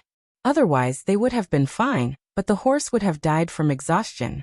The sky was bright, but the torrential rain was pouring down. There was almost no light in the entire Pingle Prefecture city. Xiaoheng frowned. "We haven't reached Willow Village yet." Marquis Xianping's speed was faster than theirs. At this rate, they wouldn't be able to reach the site of the incident even after midnight. Xiaoheng lifted the curtain and said to Lu Quan, Uncle Lu, let's go through the forest in the north. We can reach the vicinity of River Creek Village. Lu Quan was stunned. Go through the forest? That won't do. The carriage can't move. Xiaoheng said. We don't need a carriage. We'll ride a horse. Lu Quan disagreed. Can you ride a horse with your injuries? Xiaoheng took out a straw raincoat from the bottom of the carriage and put it on. Then he took out a bamboo hat and put it on. It's just a superficial wound. It didn't hurt my muscles or bones. It's fine. Even if it's a superficial wound, you can't get wet in the rain. Besides, even if you hurt your muscles and bones, will you stop? Lu Quan couldn't persuade him otherwise. He could only abandon the carriage by the roadside. Fortunately, there were 2 horses in the carriage. The 2 of them sat on 1 horse each and walked into the forest. Marquis Xianping's journey wasn't smooth. He had chosen the shortcut according to the map, but he encountered many problems. Marquis Xianping looked at the wooden bridge that was destroyed by the torrential rain and felt a toothache. There wasn't a shallow stream below, but a surging river. Marquis Xianping patted the horse's head and looked at the broken bridge with a determined expression. He turned around and walked back. After about 50 steps, he stopped and turned around again. His eyes became sharp. Giddy up. The horse raised its hooves and began to gallop. As they approached the broken bridge, Marquis Xianping's legs clamped down on the horse's belly and fiercely pulled on the reins. Facing the surging torrent, the horse didn't retreat. Instead, it followed its master's orders and leaped over the broken bridge. Good. After landing, Marquis Xianping patted it. Let's go. After passing through the village, they would reach the official road that led directly to the Liang estate. Old Liang Wang, your time of death has come. Luang. Slow down a bit. After falling down so many times, Lu Quan was almost out of strength. In their current situation, even the horses weren't willing to move. They could only lead the horses forward with great difficulty. Look. We're here. Xiaoheng pointed at the village in the torrential rain. That's Creek Village. Is there? The sky was too dark, and the rain was too heavy. Lu Quan's oil lamp couldn't illuminate much. They had been walking since morning, so he didn't know what time it was. He only knew that he really couldn't walk anymore. It should be almost midnight. Xiaoheng panted as he said, Don't go over. Just wait for me here. That won't do, that won't do. Lu Quan sat on the ground. Xiaoheng took the oil lamp from his hand. He didn't lead the horse and walked towards the village. Luang. Lu Quan didn't even have the strength to call out. The villagers in the village had already been evacuated. All the poultry that could be taken away had also been taken away. The village was empty except for his lonely figure. He passed through the village. When he reached the village entrance, he heard the sound of horse hooves approaching on the official road. It's him. It's Marquis Xianping. Xiaoheng was too far from the official road. In the time it took to rush over, the horse was already far away. He had no choice but to walk forward in the rain while shouting, Stop! Stop! The sound of the torrential rain blocked out all other sounds. Even the sound of the horse hooves was weakened, let alone the sound of a distant person. But Marquis Xianping could still faintly hear a bit. It wasn't too clear. Was someone talking? Was someone calling him? It sounded like his son's voice. Then Marquis Xianping smiled. His son was in the capital, so how could he come here? He must have heard wrong. Ja! He shouted. Xiaoheng stared blankly as a man and a horse passed by on the official road in front of him. He felt as if his breath was being choked. Marquis Xianping saw the oil lamp in his hand, but Marquis Xianping didn't stop. He wouldn't stop for a stranger on the side of the road. Xiaoheng looked at the crumbling mountain range. The mountain rocks were already falling down. He could almost hear the sound of the mountain collapsing. He looked at the tall figure that was recklessly rushing towards the mountain range. A voice in his heart broke through the heavy shackles. Father. Digression. I dreamed that I gave you the third watch. After I woke up, I thought about it. The dream of getting rich overnight can't come true, but giving you the third watch is still possible. The latest chapter of this book is not finished yet. For more exciting content, please scan the QR code below to download the app. Novels are updated faster. Millions of novels are free to read. Novels with connotations that can't be found online are all available here. https://www.zhhbqg.com/89642_8964286/1082293331. HTML Genius remembers this site's address in a second. www.zhhbqg.com Bikugo mobile reading website. zhhbqg.com.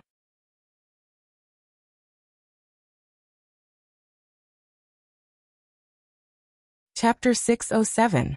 The newest chapter of this book is not finished yet. For more exciting content, please scan the QR code below to download the app. Novels are updated even faster. Millions of novels are free to read. Novels with content that can't be found online are all here. His voice was drowned out by the dense rainstorm. No matter how he called out, Marquis Xianping's figure disappeared into the curtain of rain. Xiao Heng's strength was finally exhausted at this moment. He fell into a puddle on the side of the official road. The torrential rain poured down, mercilessly hitting his back.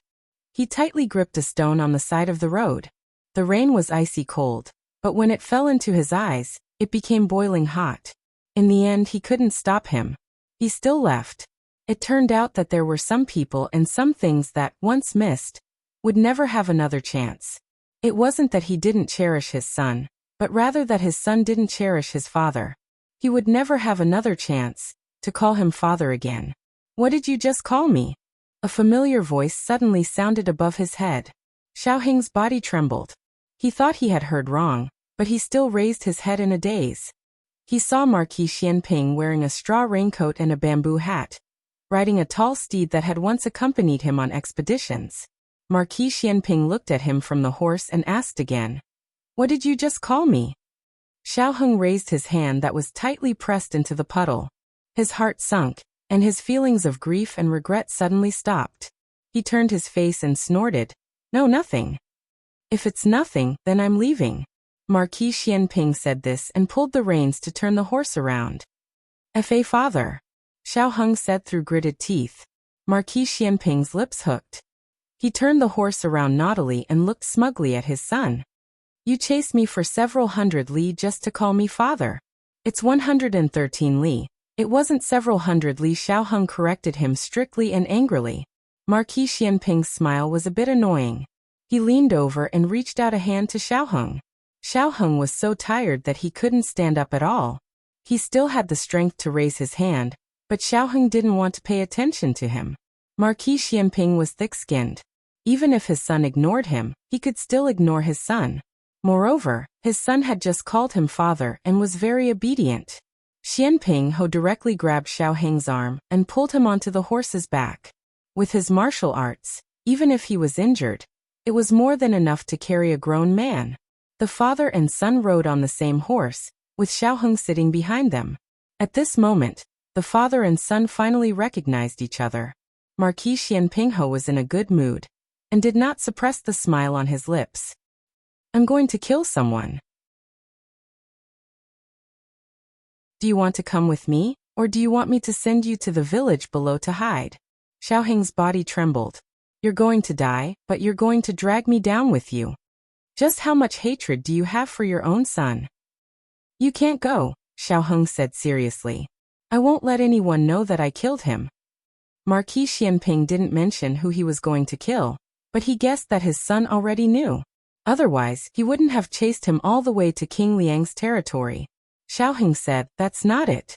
There's going to be a landslide up ahead, and it's going to cause a landslide. The entire road up ahead, including the village below, will be buried by the landslide." Marquis Xianping asked, "Where did you hear this from?" Xiao Heng's expression didn't change. "I'm a Hanlin official. I'm familiar with geography, and I also know how to observe the stars at night." Marquis Xianping said with a smile that wasn't quite a smile. "Observe the stars at night? Isn't that the job of the imperial astronomer?" "I know how to do that as well," Xiao Heng boasted shamelessly. Marquis Xianping laughed. "My son really is amazing." This was clearly a tone used to coax a child. Xiaoheng immediately understood that his father didn't take it to heart. It wasn't that he didn't believe in himself, but rather that he believed that he could make it through. The power of this natural disaster lay in the fact that it came without any warning. When the mountain began to slide, half of the mountain had already collapsed from the inside. Xiaoheng sternly said, "If I say you can't go, then you can't go." Marquis Xianping slightly turned his head and helplessly said, "Aheng, don't cause trouble." Xiaoheng began to cause trouble. "I'm injured. I can't ride a horse, and I can't get caught in the rain." Marquis Xianping looked down at the village, and Xiaoheng immediately said, "The people in the village have already evacuated. There are no doctors." In the end, Marquis Xianping was still defeated. "Fine, I'll send you to the relay station first." He remembered that there was a small relay station 10 li back. Xiaoheng secretly calculated the speed and distance. When he arrived there, he should be able to avoid the landslide by delaying for a bit. He did not object. Marquis Xianping rode his horse back with his son. It truly deserved to be called a first-rank martial marquis horse. Other horses were so scared that they didn't dare move. Yet it was still able to jump around happily. Carrying another person was not a problem. The last time Xiaoheng sat on Marquis Xianping's horse was when he was young. He sat in front, and his small body was held in Marquis Xianping's embrace. Marquis Xianping always believed that a tiger would not have a dog son. He was a tiger, so his son must also be a tiger. That horse was taller than a person. The pitiful Xiaoheng's first time riding a horse was so bumpy that he began to doubt life, and began to cry loudly. It was Princess Xianyang who arrived in time to save Xiaoheng from the horse. From that moment on, Xiaoheng no longer dared to ride a horse. "When did you learn to ride a horse? Those few years when you were a commoner?" Marquis Xianping asked. This was the first time that father and son had seriously brought up the matters of those years. Marquis Xianping had asked before, but Xiaoheng had never given him a response. Tonight he responded, I learned from eldest brother." Marquis Xianping said, "Your eldest brother?" Speaking to this point he paused. Xiaoheng quietly said, "His name is Xiaosu." Marquis Xianping frowned. "Isn't his surname Cheng?" "His name is Cheng. Godan?" "Godan is his nickname," Xiaoheng said. "Eldest brother changed his surname. Cheng Yun's mother changed it. After Cheng Su's father died, the Cheng family came to take Cheng Su to his eldest uncle's family to raise. His eldest uncle's family had no son. Cheng Yun's mother was reluctant, and Cheng Su was also unwilling to leave his mother, so the family broke off all ties. After the horse had traveled for a while, Marquis Xianping suddenly said, "What happened that year?" "I'm sorry." Marquis Xianping was a thick-skinned ancestor, but that didn't mean that he could say anything casually. There was an awkward side to his temperament, but ordinary things couldn't trigger his awkwardness. Xiaoheng didn't ask him whether the year he spoke of referred to the year he was born, or the year Xiao Lulang met with his accident. Some windows could be poked through, but there were some that didn't need to be poked through. It was fine as long as they both understood. Marquis Xianping said, "Hold on tight. I'm going to speed up. Don't fall." "I won't." "Ah." Before Xiaoheng could finish his sentence, Marquis Xianping suddenly clamped down on the horse's belly. The horse understood and quickly rushed forward. Xiaoheng suddenly fell back, and was almost thrown out. He almost instinctively hugged Marquis Xianping's waist. In a place where Xiaoheng couldn't see, Marquis Xianping raised an eyebrow and smiled. "Wait." His smile suddenly disappeared. He pulled on the reins and the horse smartly stopped. "What's wrong?" Xiaoheng asked. "Did you hear that?" Marquis Xianping asked with a frown. "What did I hear?" Xiaoheng's voice suddenly stopped. "It seems like a baby is crying." Marquis Xianping turned his head to look. In that village. Hadn't the village been evacuated? He hadn't heard the crying when he had rushed over. "There is a child." Marquis Xianping listened for a while, and confirmed that he hadn't heard wrong. "You go first." He turned and dismounted. When he went on the official road, he didn't care about natural disasters. But when it came to his son, he believed in the power of natural disasters. It's faster to ride a horse. Xiao Heng said. Is there still time? Marquis Xianping asked. If we find it quickly, there is. Xiao Heng said. Good, sit tight. Marquis Xianping's eyes turned cold. He pulled on the reins and changed direction, galloping towards the village below. Who would have thought that when the two entered the village, the crying would stop? Xiao Heng said with a serious expression. That child must be tired from crying. He cried for a while, and then stopped. When I passed by the village, I didn't hear anything. Marquis Xianping dismounted. The father and son searched door to door. When Marquis Xianping found the bedroom of the 18th family, Xiao Heng loudly shouted from the well in the backyard. Here! Marquis Xianping quickly went to the backyard. This was a dry well. The well was covered with a manhole cover, but it wasn't sealed and could be moved. The child should have climbed up the manhole cover and stepped on it before falling down. The manhole cover blocked most of the rain, but a portion of it still flowed into the dry well. Xiao Heng went into the room and found an oil paper umbrella to cover the well. Marquis Xianping removed the manhole cover. He planned on going down to save the child, but he found that the well was too narrow. With his body he couldn't go down. Xiao Heng still had the body of a youth. He was tall and thin, so he could barely squeeze through. I'll go down, Xiao Heng said. Marquis Xianping took a rope from the saddle.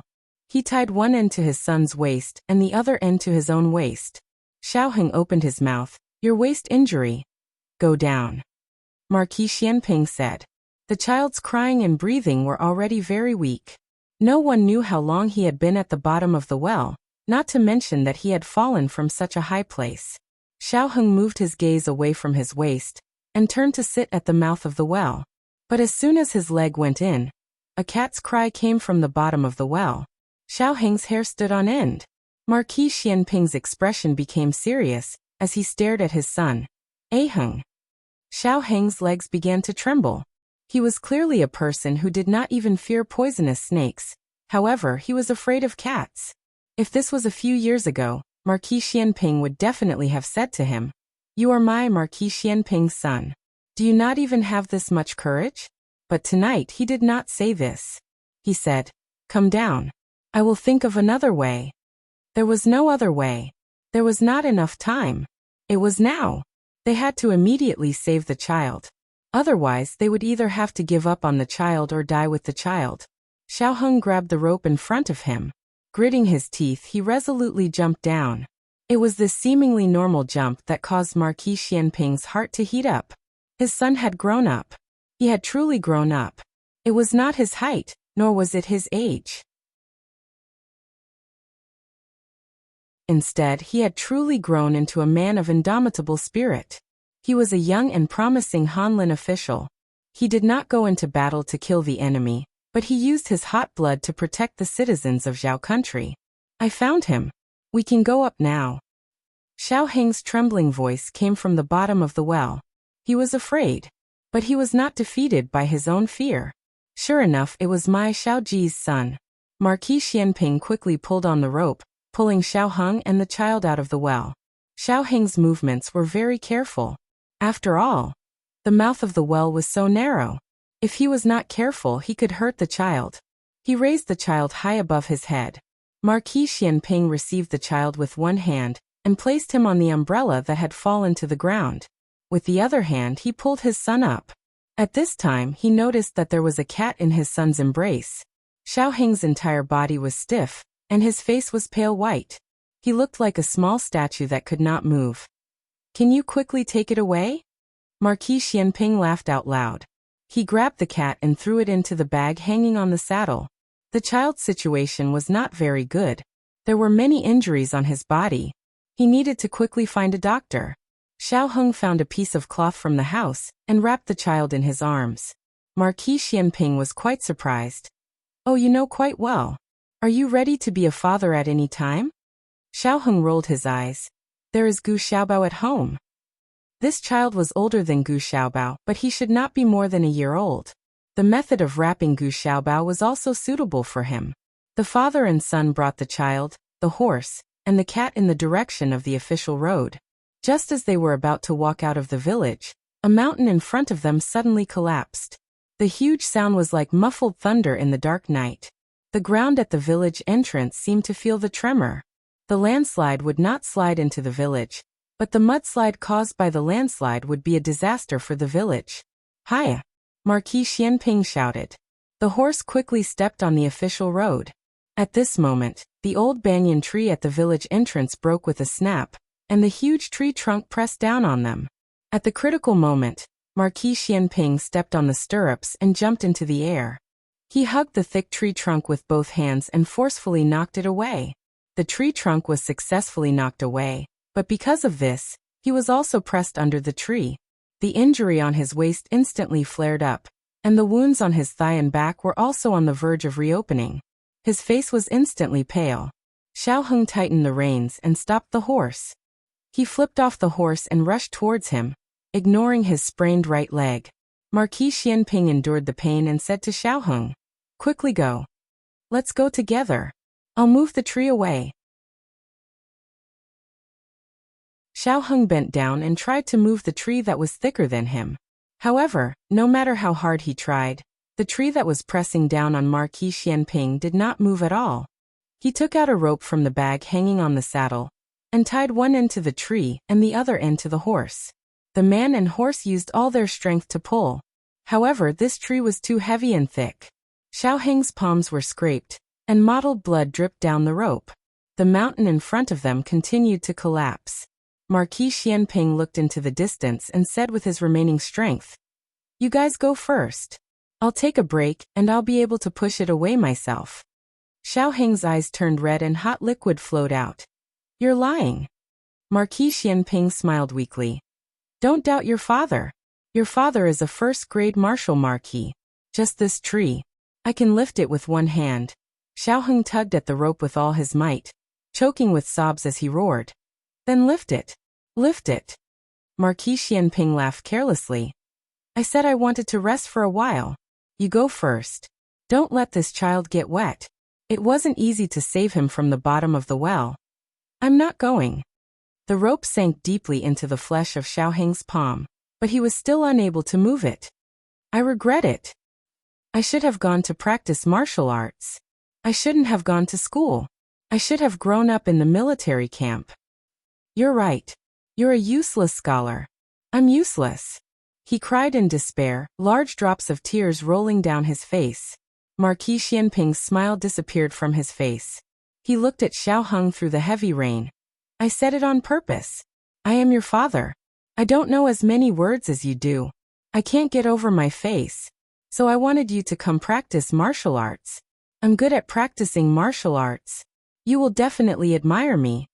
These words, Xiao Heng had never heard them before. He had never even thought about them. Someone as proud as Xiao Ji actually had such an inferior side. Perhaps it was because he felt that his life was coming to an end. If some words were not said today, there might not be a chance to say them in the future. Marquis Xianping slightly tilted his head so that he could look at his son one last time. "Heng, I never told you, but I was actually very smug. To have a son like you. Those uncouth old men always boast that their sons are capable. Hey, are they as capable as my son? My son could go to the throne room and recite poems at the age of 3. Can their sons do it? My son entered the Imperial College at the age of 4. Can their sons do it? My son is a 13-year-old youth chancellor. Are those small soldiers? My son is an 18-year-old top scholar. Can their sons do it? My greatest pride in this life is not military achievements, nor is it the title of nobility. It is you. You are the son that I am most proud of. You have always been." Xiao Heng's heart was about to be torn apart. Marquis Xianping's eyes became hot as he smiled. "If we don't leave now, it will be too late.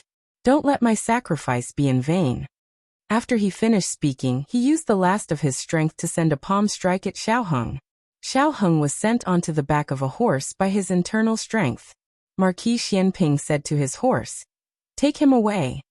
With a loud boom, the last part of the mountain slope collapsed, and a mudslide came from behind. The horse raised its front hooves and galloped away.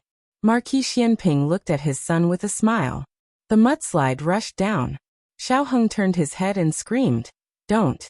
With a loud boom, the mudslide entered the village. And it was at this time that a tall black shadow came out of the torrential rain. The newest chapter of this book is not finished yet. For more exciting content, please scan the QR code below to download the app. Novels are updated even faster. Millions of novels are free to read. Novels with content that cannot be found online are all available here. https://www.zhbqg.com/89642_896428226/10821484. HTML Genius memorized this website's address in 1 second. www.zhbqg.com BQG's mobile reading website. zhbqg.com.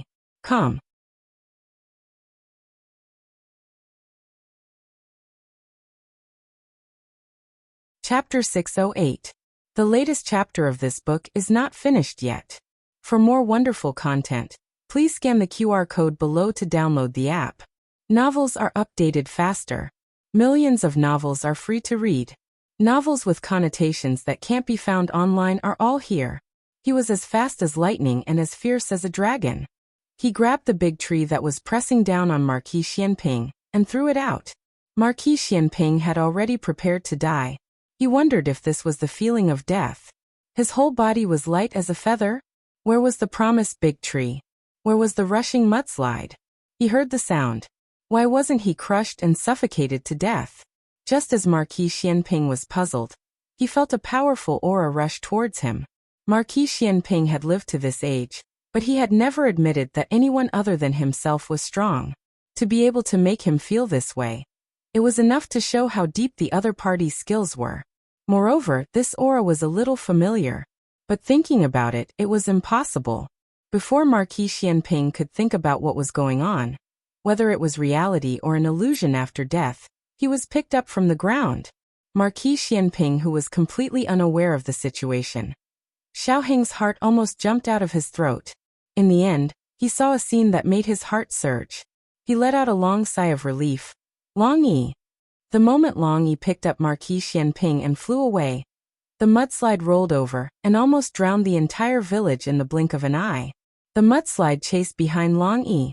Long Yi's qinggong was outstanding. Every time he was about to be submerged, he could tap the tip of his foot on the big tree. He flew away and the big tree was swallowed. He stopped on the roof again. He soared into the sky again, and the roof was also swallowed. This was a contest with the King of Hell and King of Hell. Xiaoheng couldn't see their figures, but he believed that Long Yi's skills would definitely be able to win this mudslide. The mudslide didn't just swallow a village. Even the official road where Xiaoheng was located became its prey. It was like a 1,000-year-old beast that had been awakened, opening its bloody mouth behind Xiaoheng. Xiaoheng hugged the baby in his arms and held the reins tightly with both hands. Along the way, rocks kept falling down. If it were any other horse, it would have been scared out of its wits. However, Marquis Xianping's mount did not. It was the king of war horses that had walked out of the Golden Spear Iron Horse. It was well-trained, agile. It accurately avoided every rock. There was no need for Xiaoheng to whip it. Out of its instinct to avoid natural disasters, it had already increased its speed to the extreme. The mudslide chased after them relentlessly. Just as it was about to swallow them whole, the mudslide's eyes were as sharp as knives. With a kick of its hind hooves, it suddenly soared into the air.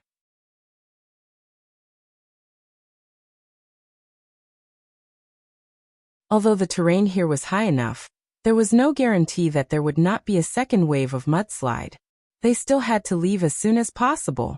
Gu Chengfeng grabbed one in each hand and used his qinggong to rush to the top of the mountain. Wait, what's wrong? Gu Chengfeng clenched his teeth with difficulty. You little girl, what have you been eating recently? Why are you so heavy? Gu Jiao played with the newly snatched whip. I don't have it. If you can't do it, just say it. Gu Chengfeng. Men can't do it without it. Gu Chengfeng pulled his hair with all his might. It's you who has grown heavier. No, enough, he can't move anymore. Seeing 3 people about to fall down, Long Yi flew over and caught Gu Jiao from the hand of Gu Chengfeng. Gu Jiao, who was caught off guard, was speechless. Long Yi, didn't you go to save Marquis Xianping? Why are you trying to catch me again? I only agreed to bring Gu Chengfeng along, because I didn't want to be sandwiched by you. Long Yi picked one up from each side. Marquis Xianping glanced to the side and took a closer look. He waved at Gu Jiao. Daughter-in-law, how are you? Gu Jiao also waved. Hello. Wow. Before they could finish greeting each other, the two of them were blown into sad frogs by the wind and rain. Gu Chengfeng was left far behind. He was completely lost.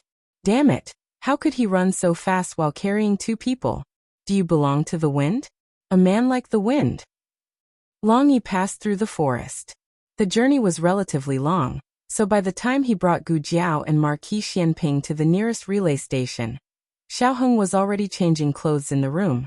Marquis Xianping saw Princess Xinyang in the corridor instructing the servants to boil water and decoct medicine. He was stunned for a moment, but when he turned to look at Long Yi, he seemed relieved. Yujin came out of the room next door with a basin of hot water. Princess, I gave the child a bath.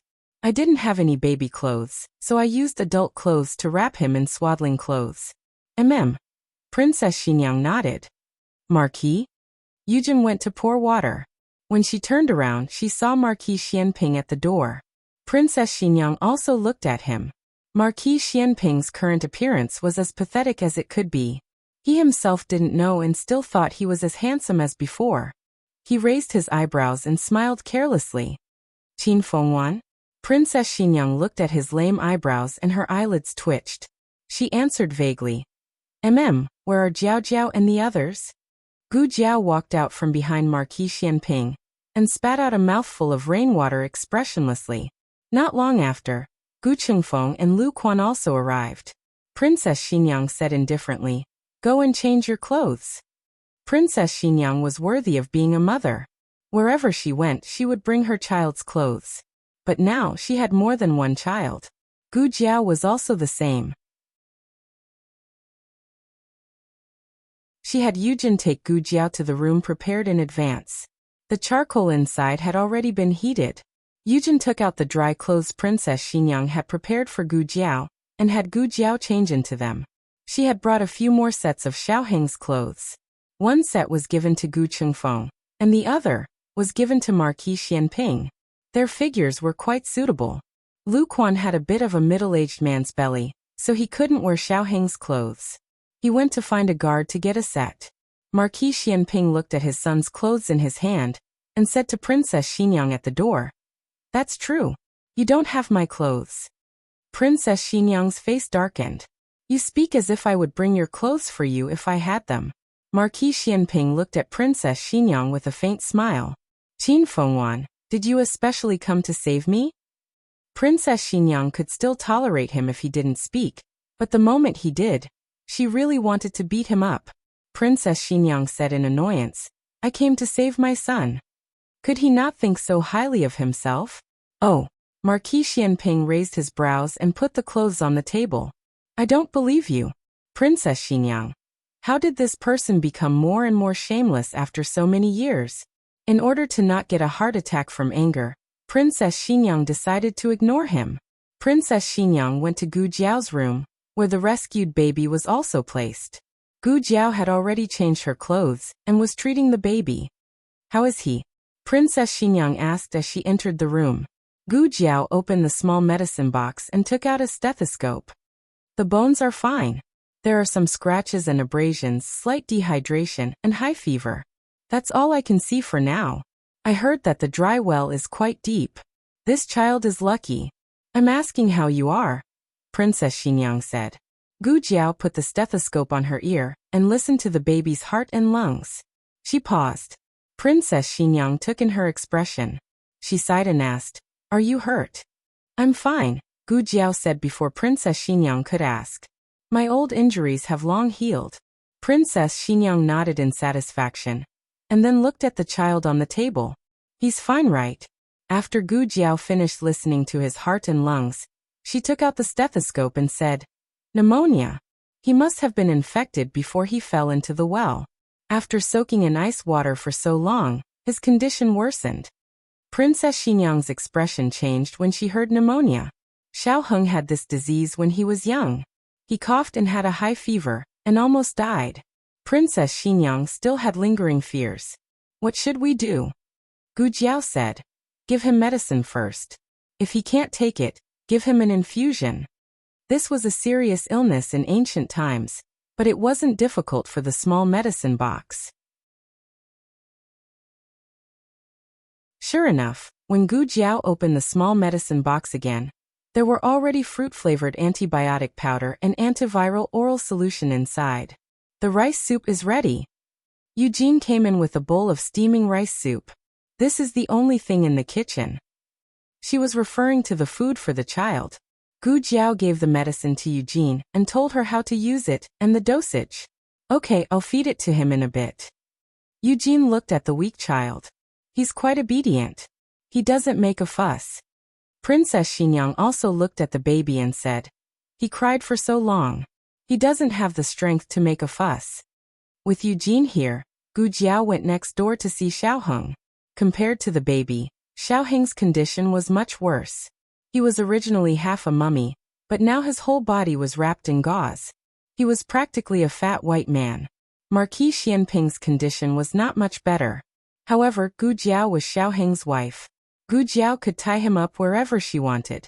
But Gu Jiao was not Marquis Xianping's wife. He didn't want to tie him up. Gu Jiao called his wife over. When Princess Xinyang entered the room, Gu Jiao had already gone out. Marquis Xianping was paralyzed in his wheelchair, his back facing the door. He thought that it was Gu Jiao who had come. He snorted. I'm not going to tie that thing up. What do you want if you don't tie it up? Princess Xinyang's voice rang out. Marquis Xianping choked.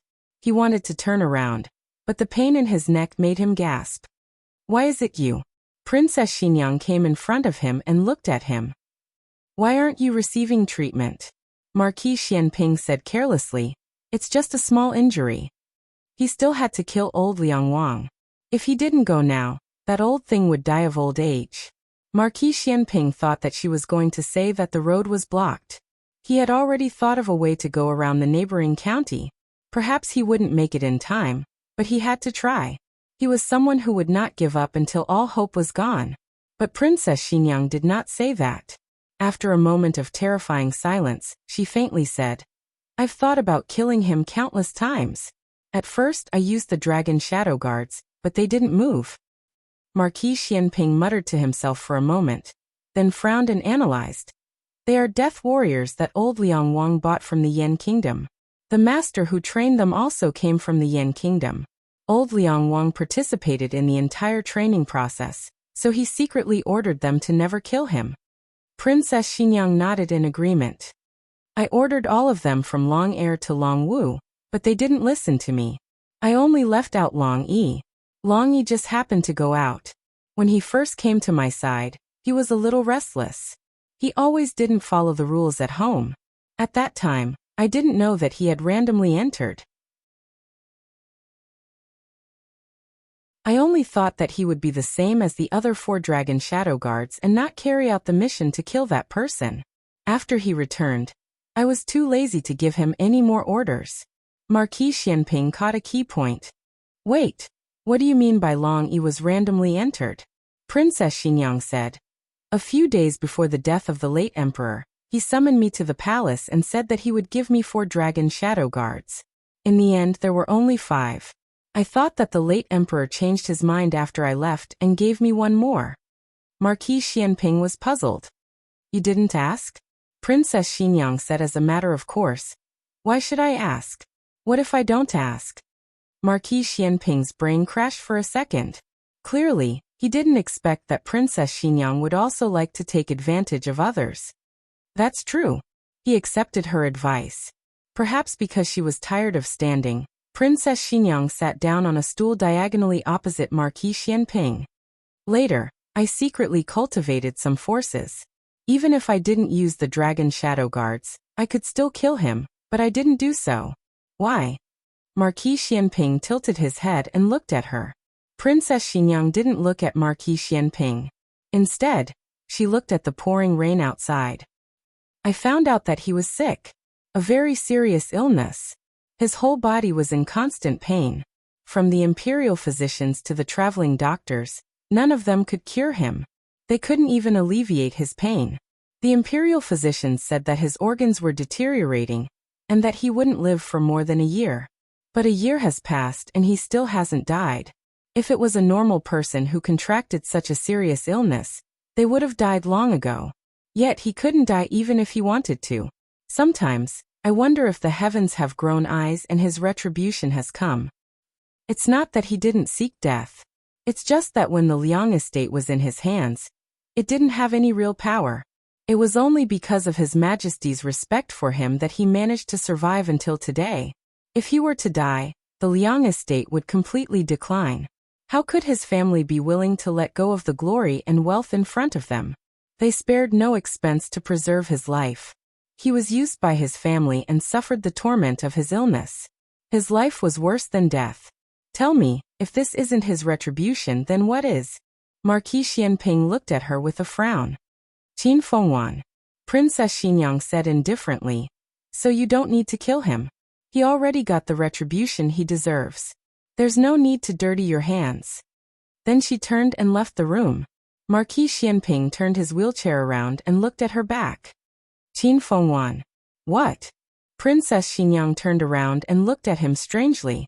Marquis Xianping patted the armrest and smiled. 2 wheelchairs. If he had only come to save Xiaoheng, only 1 wheelchair would have been enough. Princess Xinyang faintly looked away. Yujin brought it. In the middle of the night, Marquis Xianping disappeared. His mount was also gone. He still took a detour and rushed to the Liang estate. Old King Liang still hadn't breathed his last, but he would die soon. His family had all gone to the capital. Old King Liang could finally die of old age. Who would have thought that on his deathbed, he would see Yama with a butcher's knife in his hand? On a sunny afternoon, the redbud flowers in Jishui Alley bloomed. Large patches of purple color were newly planted in Little Jingkong. In fact, the so-called newly planted flowers were nothing more than moving the flower pots from Princess Xinyang's courtyard to the courtyard in Jishui Alley. Even the moving was done by Long Yi. However, he was the one who placed them on the ground, so he was the one who planted them. In the front courtyard, Gu Jiao was currently guiding Huang Fuxian in his rehabilitation. Huang Fuxian successfully stood up with the help of the artificial limbs. Now he was practicing walking with crutches. Gu Jiao made the artificial limbs according to his physique. Although he was young, he was actually taller than Gu Xiaoshan and Gu Yan. On the other side of the courtyard, the 2 big whites were obediently sitting in the wheelchair and basking in the sun. Marquis Xianping's 4 limbs were in plaster. His neck and waist were also in plaster. He couldn't move anything below his chin. He could only move his eyes and try to look at his son. My back is a little itchy. Scratch it for me. Although Xiaoheng wasn't in plaster, his whole body was tightly bound with gauze. He wasn't much more flexible than him. I can't scratch it. Old King Liang was brutally murdered. The scene of the crime was too horrible to look at. The emperor flew into a rage and ordered the local government to thoroughly investigate this matter. In order to find the murderer as soon as possible, the emperor also sent out the expert Minister Xing. Minister Xing couldn't bring Xiaoheng with him this time because Xiaoheng was injured. He personally investigated, but the scene was clean and didn't leave a single trace. It was as if the murderer had a very strong anti-reconnaissance ability. Minister Xing returned to the capital to report to the emperor. Your Majesty, from the wounds of the deceased, this was a vendetta. The murderer vented his terrible anger on the deceased. The deceased suffered terrible torture when he was alive. The emperor was furious. That was the previous emperor's most respected uncle. How could he be brutally murdered when he was dying of old age? Who was so bold? Just as Minister Xing was reporting the case to the emperor, a eunuch rushed in and reported loudly outside the imperial study. Your Majesty, old King Liang's consort requests an audience. She says she knows who the murderer of old King Liang is.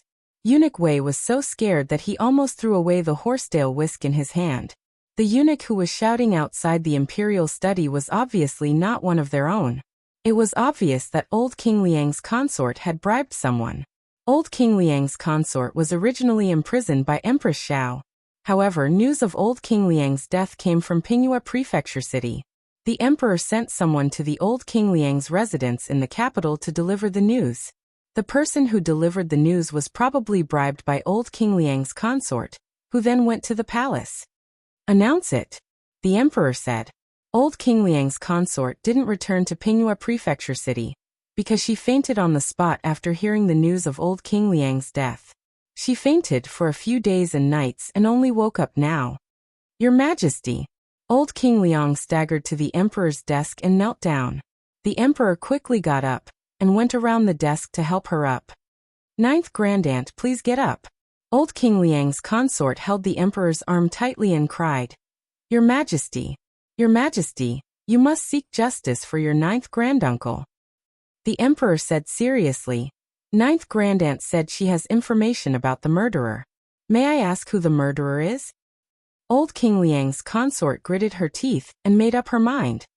Princess Xinjiang. The emperor was stunned and said, Ninth Grandaunt, you must be joking. How could the murderer be Xinjiang? She wouldn't kill anyone, especially ninth granduncle.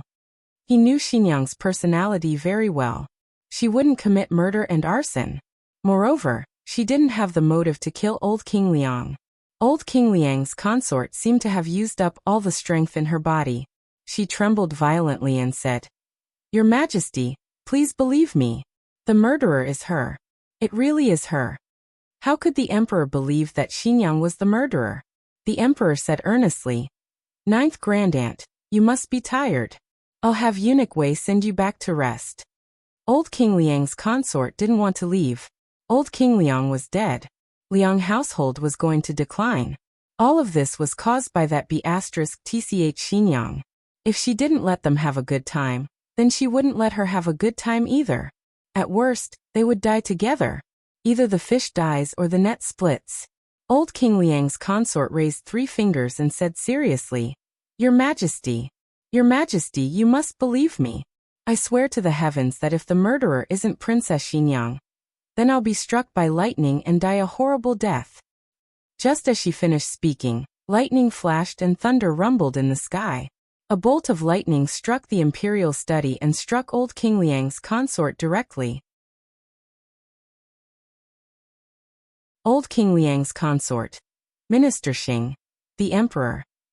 When the emperor had Eunuch Wei call Gu Jiao to the palace, old King Liang's consort had already breathed her last. Empress Xiao also came. She looked at old King Liang's consort in the imperial study and used a handkerchief to cover her nose. She said in disdain, How unlucky. She actually died in your Majesty's imperial study. The emperor also felt unlucky, so he didn't refute Empress Xiao's words. However, he still called for Princess Xinjiang to come to the palace. Ninth Grandaunt said that you were the murderer. I find it very strange. Did you do something that caused her to misunderstand? No. Perhaps she was traumatized and became delirious. The emperor thought about it and didn't rule out this possibility. However, for some reason, he still felt that something was wrong. He stared at Princess Xinjiang. On the day of the incident, where were you? I heard that you left the city. Princess Xinjiang's expression didn't change. I went to visit ninth granduncle. Ninth Grandaunt came to find me that day and said that ninth granduncle's health was not good, and wanted to see me before he passed away. I quickly went, but who knew that I would encounter a natural disaster along the way? I was stopped at the relay station. If your Majesty doesn't believe me, you can send someone to ask.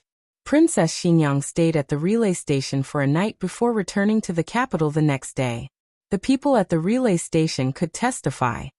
Where is Marquis Xianping? The emperor asked.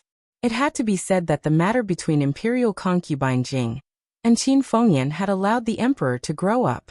If it was in the past, he definitely wouldn't have suspected Princess Xinjiang, but now he was much more cautious. But Princess Xinjiang was not someone to be trifled with. She seamlessly said, I didn't know about the storm.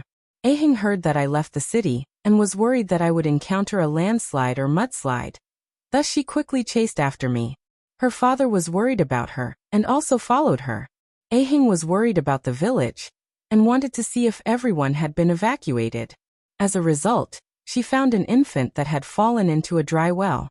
Risking her life, she rescued the infant. Both were heavily injured because of this. The matter of Marquis Xianping leaving the relay station in the middle of the night was only known to Gu Jiao's group.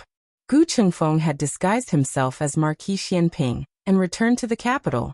He had even spoken a few words with the guards at the city gates. This was something that could be investigated. Marquis Xianping also had a perfect alibi. Princess Xinyang continued. After that, the two stayed in by Shui Alley to recover. They never left. The one recovering a few days ago was Gu Chengfeng, but his face was covered in bandages. Who could recognize him? They called him Lord Marquis, so everyone in the neighborhood knew that it was Lord Marquis. The emperor could go ahead and investigate. Everyone in the alley would say that Marquis Xianping had been there for a few days. The emperor nodded. The second day after Aheng returned to the capital, she went to the palace. We saw her at Rinshou Palace, but we did not speak much. She was too tired and fell asleep. This was also to provide an alibi for Marquis Xianping ahead of time. Both of them were recovering in by Shui Alley. As long as Xiaoheng was real, no one would suspect that the Marquis Xianping everyone was talking about was fake. Leaving the imperial palace, Princess Xinyang went to Bai Shui Alley. Marquis Xianping was sunbathing alone in the courtyard. He looked meaningfully at Princess Xinyang, who hated that she could not appear 8 times a day. Qin Fengwan, you've been coming a little too often recently. You shouldn't have taken a fancy to this Marquis, right? It's best if you give up. This Marquis is protecting you because you are this Marquis wife in name, and the mother of this Marquis son. It's not that this Marquis has any feelings for you. Princess Xinyang coldly said. I came to see my son. Marquis Xianping looked at her a few times without blinking. Shaking his head, he said, I don't believe you. Princess Xinyang. The newest chapter of this book is not finished yet. For more exciting content, please scan the QR code below to download the app. Novels are updated even faster. Millions of novels are free to read. Novels with content that can't be found online are all available here. https://www.zhhbqg.com/89642_896422826/1081955568. HTML Genius memorized this website's address in 1 second. www.zhhbqg.com Biku Pavilion's mobile reading website. zhhbqg.com. You're tuning in to the Earbook Haven YouTube channel. Don't forget to subscribe and join us on this journey to catch the most captivating stories.